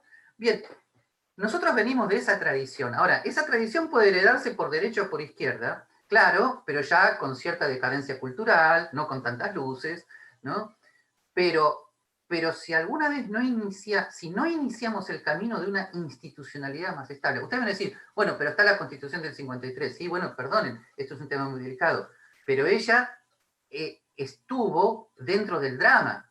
O sea, la Constitución del 53 fue fruto de que algunos lo lograron convencer a Urquiza, ¿no?, de que le hiciera. Urquiza lo sacó a las patadas a Rosas. Urquiza hubiera sido otro Rosas, pero bueno, lo convencieron de la Constitución. La Constitución es una constitución de empate entre los sectores tradicionalistas, rosistas moderados y los sectores ultrailuministas afrancesados. Un Alberdi era una excepción dentro de ese panorama. Entonces surge una constitución de empate, ¿no? Y esa constitución de empate no termina de hacer carne cultural, porque incluso esto es muy difícil cómo expresarlo. Era una Argentina constructivista, la de la generación del 80, pero no era el liberalismo libertario que le hubiera gustado a un Jefferson o a los norteamericanos o a los libertarios norteamericanos actuales. Eran personas que directamente en la parte jurídica, educativa, ellos mandaban todo, ordenaban todo. El libre comercio internacional lo abrieron, respetaron la propiedad privada dentro, entonces tuvimos esos Vos famosos decís que años. no era un proyecto construido desde una sociedad civil fuerte a los No, Estados Unidos, exactamente. digamos. No, claro, Era exactamente. desde arriba hacia abajo. Y bueno, es que lamentablemente No había otra. no quedó otra, pero el problema es tomar conciencia ahora de que hemos heredado esa costumbre de hacer todo desde arriba. No me van a negar, gente, a ver, no sé qué edad tienen los que aquí me están escuchando. En el 76, no seamos todos sinceros, cuando sube Videla con Martínez de Oz, la pura verdad que mi padre, por ejemplo, todos se ilusionaron bueno, ya está, listo, presidente, ministro de Economía, reforma todo, la miércoles con todo, y había un problema cultural grave de fondo, no solamente los errores profundos que tuvieron ellos en materia económica, el plan que finalmente Videla confesó con respecto a la lucha de la subversión, porque yo no soy procesista en ese sentido, pero no solamente eso, sino que culturalmente ellos no terminaban de advertir cómo salir adelante, lo mismo que la Revolución Libertadora, ¿no? Entonces, prohibir la palabra Perón, por ejemplo, gente, qué ingenuidad. Sí, como si ibas a combatir al peronismo así, prohibimos que se hable de Perón. O sea, eran ingenuidades constructivistas. Bueno, ¿y qué quieren que les diga? En las actuales circunstancias, yo no sé, debo confesar que, bueno, todos tenemos nuestra edad y nuestras circunstancias psicológicas. Gabriel, y el balance que haces de esta institucionalidad, de la del 83 para acá, de la que fuimos parte, incluso como dirigentes políticos y demás, yo creo que ¿qué balance haces? La única ventaja que ha tenido el 83 para ahora es que exige permanentemente, y yo creo que estamos fallando en el examen todo el tiempo, que salgamos adelante sin la opción militar. Entonces, la Argentina desde el 83 en adelante, los argentinos nos estamos preguntando, por derecha y por izquierda, cómo construir un nuevo país sin opción militar. Y eso implica que o alguna vez iniciamos el camino de una institucionalidad estable o no lo iniciamos nunca, y gente, discúlpenme, dentro de algunos años seremos invadidos por los japoneses, no sé, qué sé yo. Se acabó. O sea, no. Porque vuelvo a decir, por más de que pasemos 8 años tranquilos con un líder conservador popular, con Javier Milei presidente o Carlos Matón presidente, gobernando por DNU, después se acaba todo de vuelta. Además, no me van a negar, la experiencia de Chile 2019 nos despertó a todos. Miércoles, porque no era simplemente un plan como efectivamente lo hubo, planificado, de revuelta popular, de destruir los subterráneos. No, gran parte de la opinión pública los apoyaba. ¿Está? Entonces, y eso quiere decir que culturalmente las reformas no habían hecho carne. si las reformas no hacen carne cultural, se va todo en 3 segundos. Así que es muy delicado. Yo en este momento, digamos, si estuviera en una situación mucho más pública, tendría mucho cuidado en mi oscilación, en mi pesimismo, ¿no? A ustedes les puedo confesar que lo que pasa me agarra en una circunstancia medio cansada, ¿no? No estoy muy optimista porque, a ver, tal vez esto les interese. Tengo 61, empecé a leer a von Mises a los 14, en la Argentina de José Abel Herbert, ¿no? O sea, soy un marciano desde entonces, y hay cierta sensación de agotamiento, ¿no? ¿No? En fin, la verdad no puedo ser optimista mucho, ¿no? Pero es una circunstancia psicológica personal. Lo más racional que puedo decirles es, estos nuevos líderes que están surgiendo, primero, hay que ver si pueden hacer una alianza, y segundo, qué asesoramiento técnico constitucional pueden tener. Y si tienen la capacidad intelectual y moral de superar ciertas diferencias en pos de una circunstancia común. ¿No? Así que, pero es un desafío enorme, ¿no? Gabriel, Sí. la última de mi parte, después dejamos al chat para que te pregunten. ¿Cómo ves, un poco saliendo de la Argentina, cómo ves el futuro de Europa? Si lo tuviéramos acá el gran Armando Rivas, que bueno, seguramente debatiría con vos, ¿no? Viste lo que él siempre decía.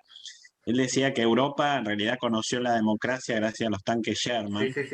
¿no? No, es que yo en eso coincidía con Armando, ¿eh? Bueno. No, ¿Vos cómo sí. ves el futuro de una Europa cada vez más preocupada por la inmigración, de todo tipo, ¿no? La siria, la afgana, la balcánica, bueno, el Estado benefactor, que acá no ha cambiado para nada.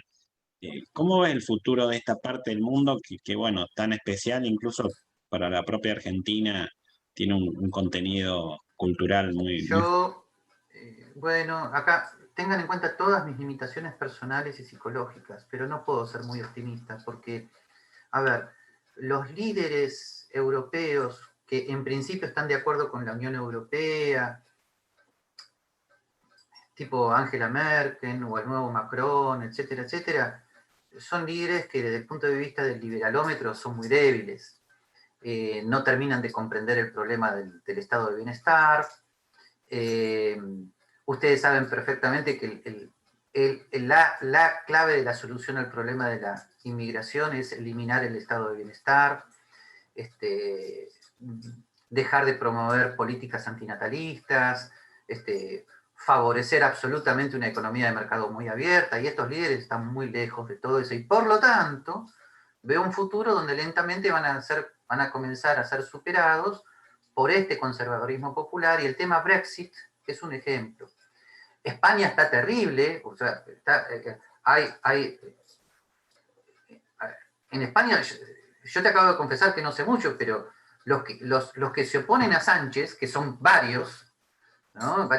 Prácticamente están cerca de la guerra civil, ¿eh? Es una cosa, pero tremenda. Lo que pasa es que ellos no pueden hacer un Brexit, ¿no? Y los movimientos independentistas son todos marxistas. Entonces, es una situación que yo no la veo muy bien, no va a terminar muy bien, y fíjense, lamentablemente, dentro de algunos años, espero equivocarme, pero Rusia va a andar bien porque va a seguir siendo la autocracia de Putin y su heredero, ¿no? Donde él puso su regla de juego y ahí todo tranqui, ¿no? Pero ese no es el proyecto liberal clásico al cual aspiramos, ¿no? China Es el peligro total. China es el marxismo-leninismo internacionalista más eficiente que hubo. Es un peligro total. Los soviéticos parecen nenes de pecho al lado de ellos. Están invadiendo todo. Es un peligro total. Y justamente por eso, discúlpenme, creo que Trump eso la tenía clara. Y Biden es un tarado, que Dios me perdone. Y Kamala Harris no es una tarada, es una ultra marxista-leninista. Así que no, es muy peligrosa la situación de Estados Unidos en este momento. Y ni que hablar, eso es la parte político-cultural, ni que hablar de la parte económica. Un día, que no los quiero asustar, el famoso dólar se va a acabar. Un día, cuando se cumpla lo que von Mises predijo, que es la huida a los valores reales, apenas el norteamericano corriente haga el clic, se acabó, porque lo único que está sosteniendo el dólar es la demanda de dólares del norteamericano corriente del mundo contra una emisión ultramillonaria de dólares, ¿no? Así que eso también es muy peligroso. En Estados Unidos queda gente valiosísima, como pobre Ron Paul, un ejemplo, si ustedes, de equilibrio, si quieren, de equilibrio entre justamente, yo, a las personas que me critican por apoyar a Trump como mal menor, yo les digo, gente, mi bien mayor era Ron Paul. Si ustedes me van a elegir entre Ron Paul y Trump, lo voto a Ron Paul. La tiene muy clara. Pero ahí se está quedando solo como una otra. Un día lo van a poner preso directamente. Biden está a punto de declarar terroristas internos a todo aquel que no esté de acuerdo con sus políticas de salubridad. No, es una situación delicada. Yo, discúlpenme, la veo muy difícil.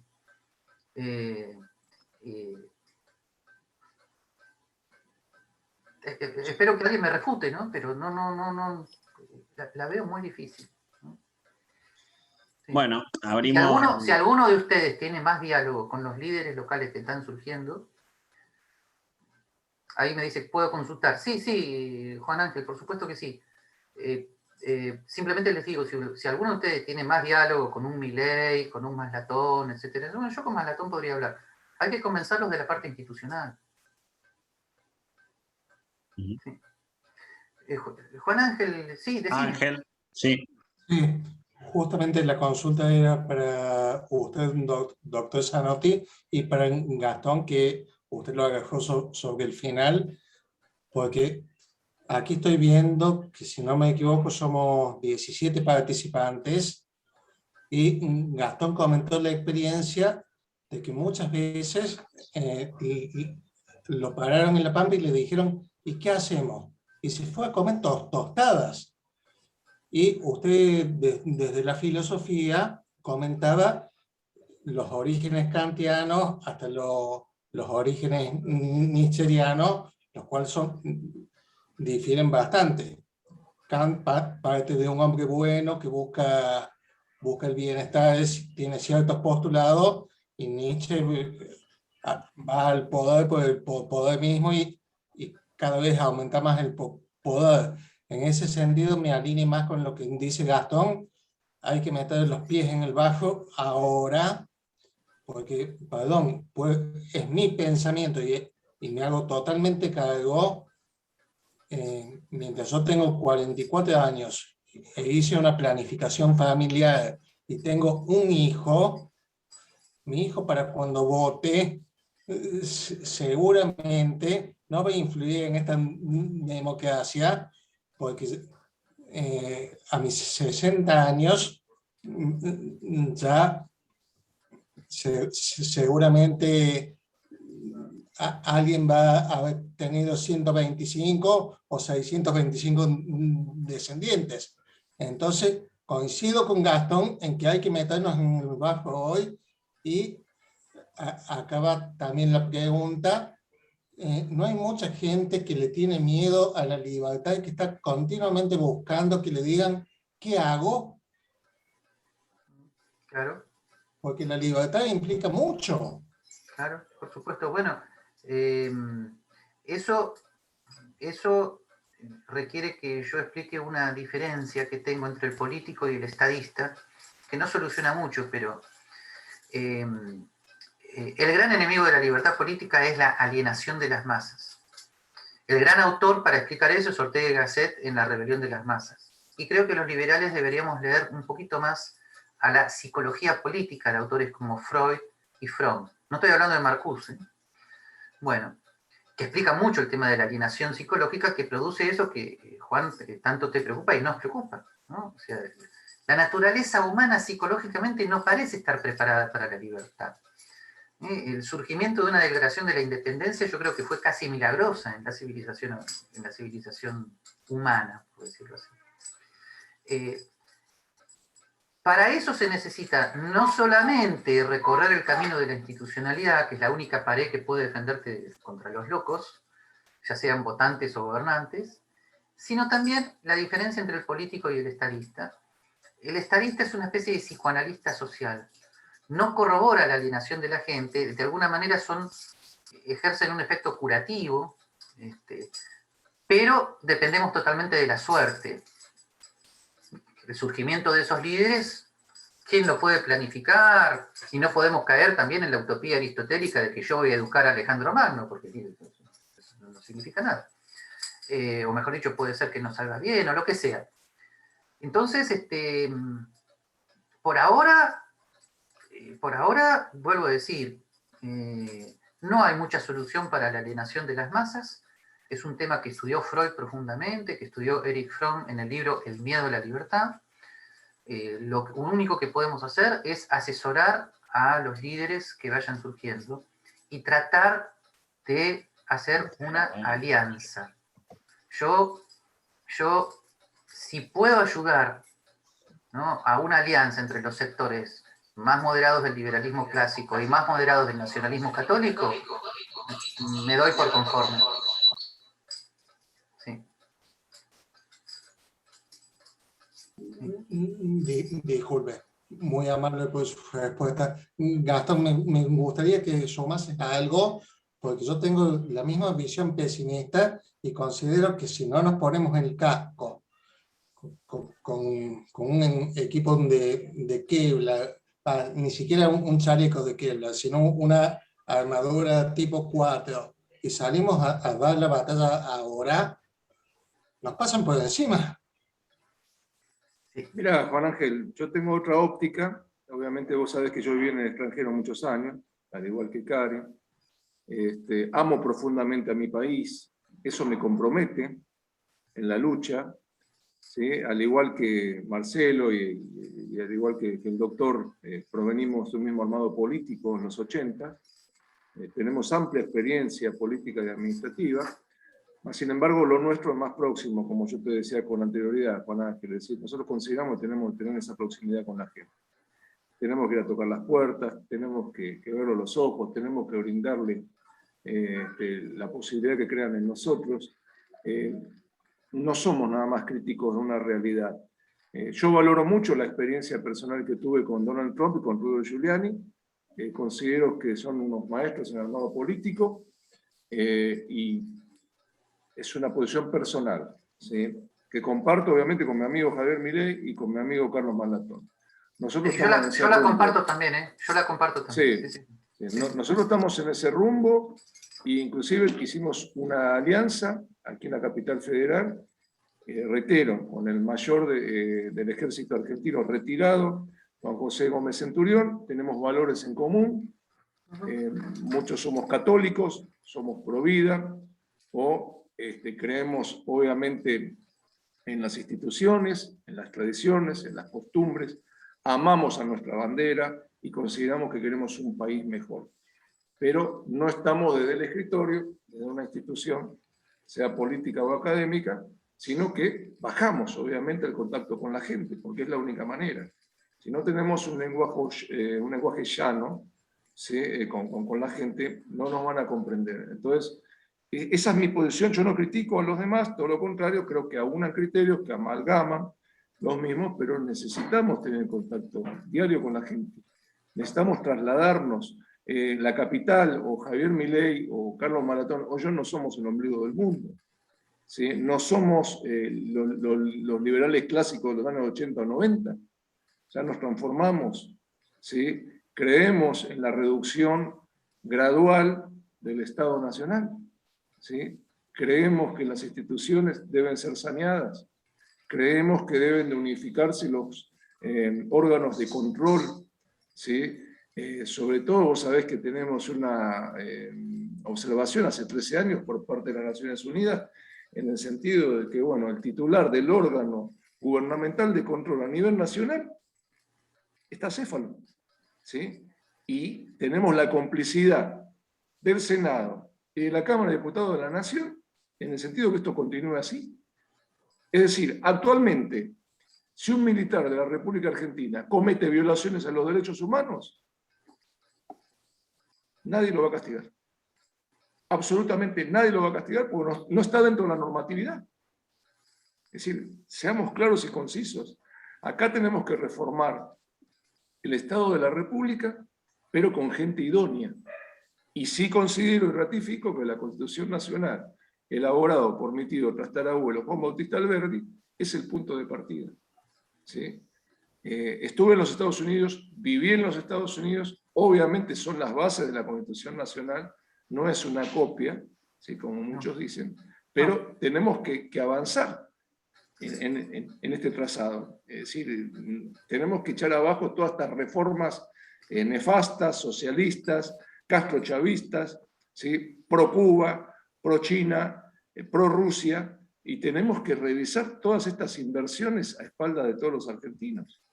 ¿Sí? Si no hay honorabilidad, si no hay honestidad en la clase dirigente, ¿sí? Estamos perdidos. Yo ahí sí coincido con el doctor Gabriel, es decir, son valores fundamentales entendidos, pero tengo esta divergencia no solamente en la crítica, sino en el accionar. Nosotros estamos accionando y nosotros estamos yendo a buscar a la gente que tenemos que ir a buscar. Se lo dijimos a Javier y coincidimos plenamente con Carlos Malatón, que la mitad de la ciudad, es decir, del centro al norte de la ciudad de Buenos Aires, la tenemos ganada. Carajo, entremos al sur, por eso yo te estoy hablando, Juan Ángel, hace un rato del tema de los curas villeros. Te estoy hablando de entrar a Barracas, de entrar a Soldati, de entrar a Pompeya, de entrar a La Boca. Tenemos que entrar a esos barrios. Además, ¿sí? una cosa a favor tuyo, Gastón. Maslatón Sí. tiene muy claro un tema sociológico, que es lo que él llama el amerindio, como el Así es. futuro del liberalismo en América Latina, que me parece que algunos liberales clásicos que vienen de otros sectores no lo terminan de ver. Así que ese es un punto importantísimo, fundamental. Se revirtió el tema de la inmigración. Es decir, Claro, claro. lo que coincidimos con Carlos es que el avance masivo de la inmigración colateral o periférica hacia las ciudades capitales, sobre todo que fueron pobladas por parte de europeos, que eran clase obrera, que tal vez no estaban debidamente capacitados. Por eso entiendo lo que dice el doctor Gabriel. Es decir, teníamos que actuar y por línea, porque no había capacidad intelectual. Los que vinieron acá no eran gente preparada, era gente muy laburadora, ¿sí? Pero teníamos que trazar la normatividad de un país a nivel federal.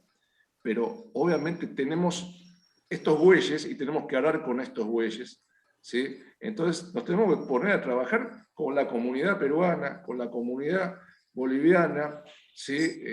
Nosotros tenemos pleno contacto, por ejemplo, el otro día nos reunimos con Javier, lo llevamos a la Organización Sionista Argentina, ¿sí?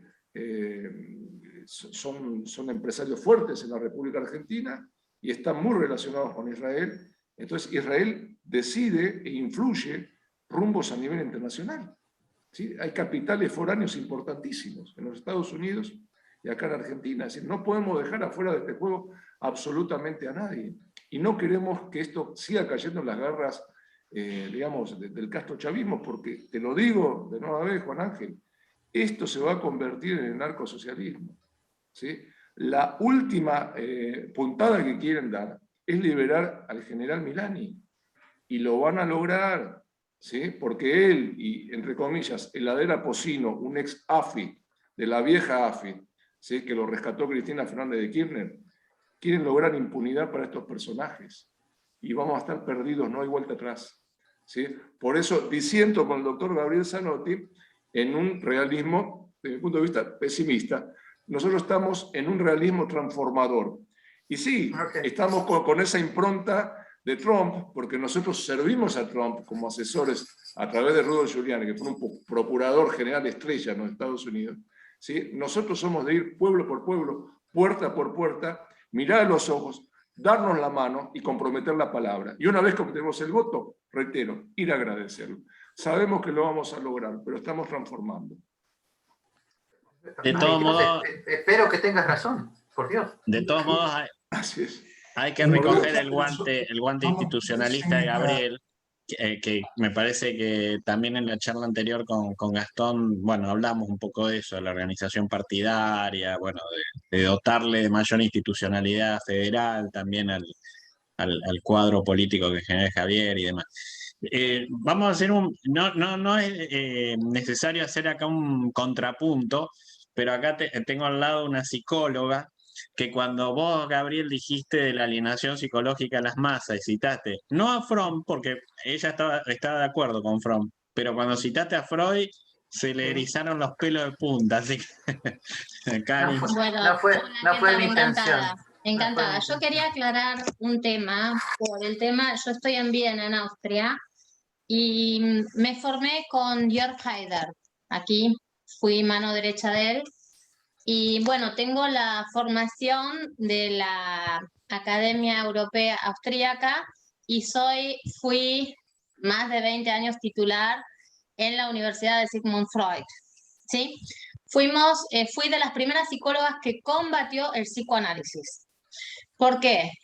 Acá la palabra decir Freud es una mala palabra en Viena, a pesar de ser la cuna del psicoanálisis, porque se comprobó, y lo que pasa en Argentina, que yo diría ahora liberales, la primera reforma educativa que tienen que hacer es sacar a Freud de la formación de psicología. ¿Por qué?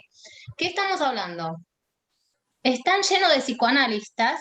La psicología que se aplica es el psicoanálisis, y el psicoanálisis está en las neurociencias, comprobado que es la psicología de la manipulación de la mente humana que lleva a ese adoctrinamiento. Entonces, cuando hablamos del psicoanálisis, es porque Argentina es el único país donde la gente va 6, 7, 8 años todas las semanas al mismo terapeuta. Cuando en la ley de la psicología se dice que éticamente no podés tener más de 2 años a un paciente y le tenés que dar el alta, porque estás actuando éticamente. También a vos te lo voy a decir, Gabriel Zanotti, que esta reforma se estudió también en la Universidad de Navarra de Pamplona.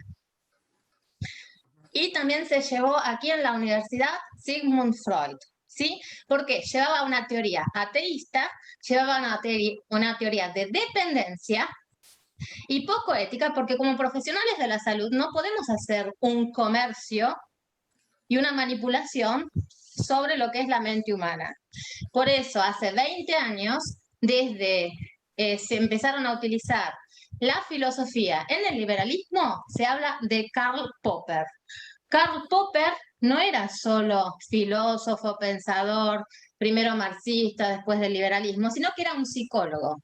Y es el mejor psicólogo que abrió junto con Carl Rogers lo que se llama la psicoterapia. La psicoterapia se trata, yo analizo los procesos mentales de mi paciente para ayudarlo a convivir con su situación real, independiente, y reconocer, esta es mi situación. Y en la política, la libertad de la toma de decisiones. Y no que el psicólogo domine, manipule mis pensamientos y lo que yo voy a hacer. Desde que no existe el psicoanálisis en Europa, ha disminuido a un 45% las separaciones y los divorcios. Hoy, en Argentina, ves familias, no, estamos juntados, nos divorciamos. Acá en Europa existe, en Austria, por ejemplo, la familia. En España no, y España es el único país europeo que todavía existe el psicoanálisis. Por eso es ahí lo que estoy diciendo. Y se habla de la psicoterapia, el psicólogo clínico solo está autorizado para hacer un diagnóstico, pero no para psicoterapiar. De los 4 a 5 años de la licenciatura de psicología, en Europa hay que hacer un posgrado de 3 años, donde en esos 3 años elegís cuál es la escuela de psicoterapia que elegís, y de acuerdo a la situación patológica del paciente se va psicoterapiando. Y ningún psicoterapeuta puede hacer psicoterapia si el paciente no tuvo un previo diagnóstico psiquiátrico. ¿Sí? Está así controlada la mente humana para que el ser humano no sea más manipulado por los, digamos, psicólogos o profesionales de la salud mental. Por eso yo cuando escucho psicoanálisis, escucho a Freud, me agarra no sé, una bronca, porque me vi tan impotente en Argentina cuando fui a la universidad, les digo, basta de psicoanálisis. Claro, no les gustó. ¿Por qué? Porque hicieron de la psicología un negocio. Y no se puede hacer un negocio, porque estamos actuando con la mente humana. Y eso es lo que están haciendo en Argentina hoy con el señor Manes.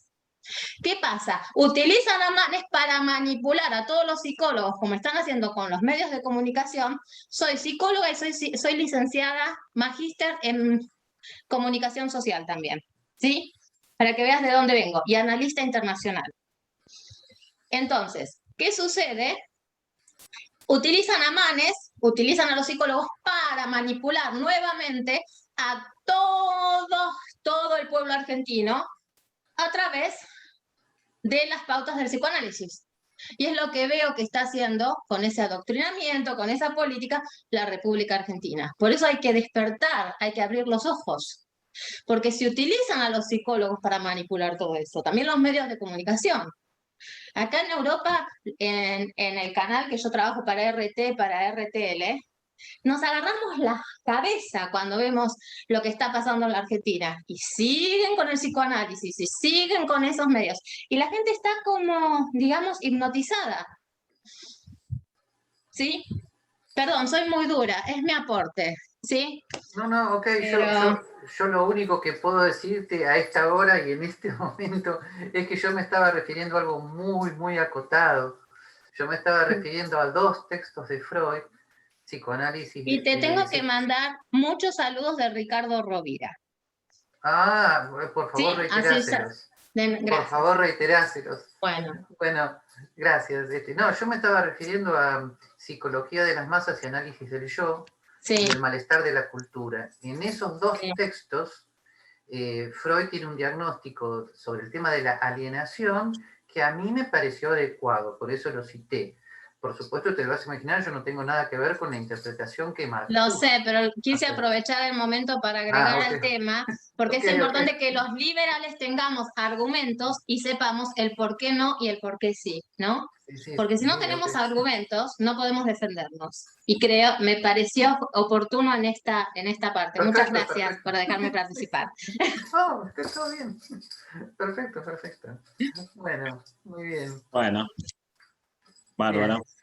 Bueno, ¿Alguna reflexión final, Gabriel? ¿Cómo ves el futuro de la libertad a nivel mundial?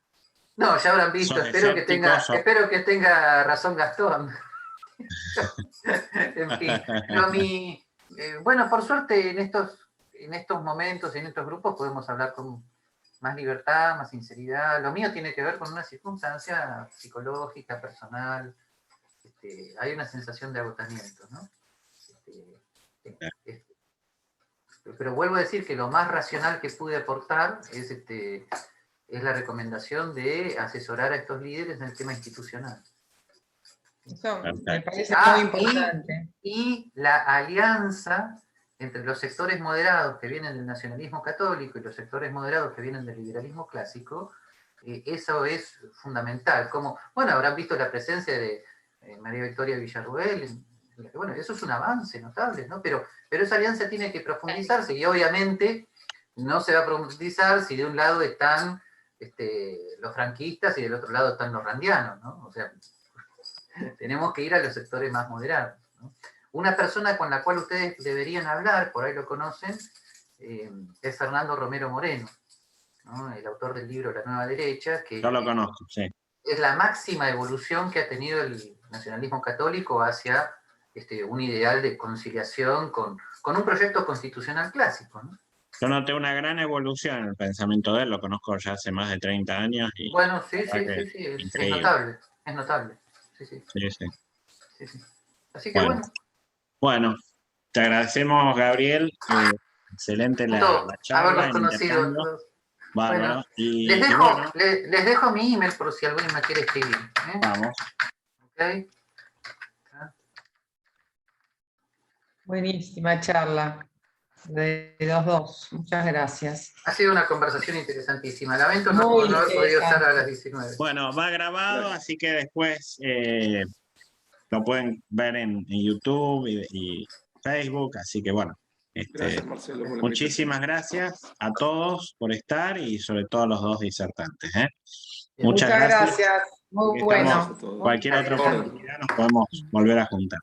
Un placer escucharlos y estar. Adiós, igual a ustedes. Adiós a todos, éxitos. Hasta pronto. 15, no cubrimos una provincia por cada uno. Somos 15 participantes acá. Cubrimos todos los frentes. Adiós, que estén bien. Chao. Adiós. Adiós, gente. Nos vemos.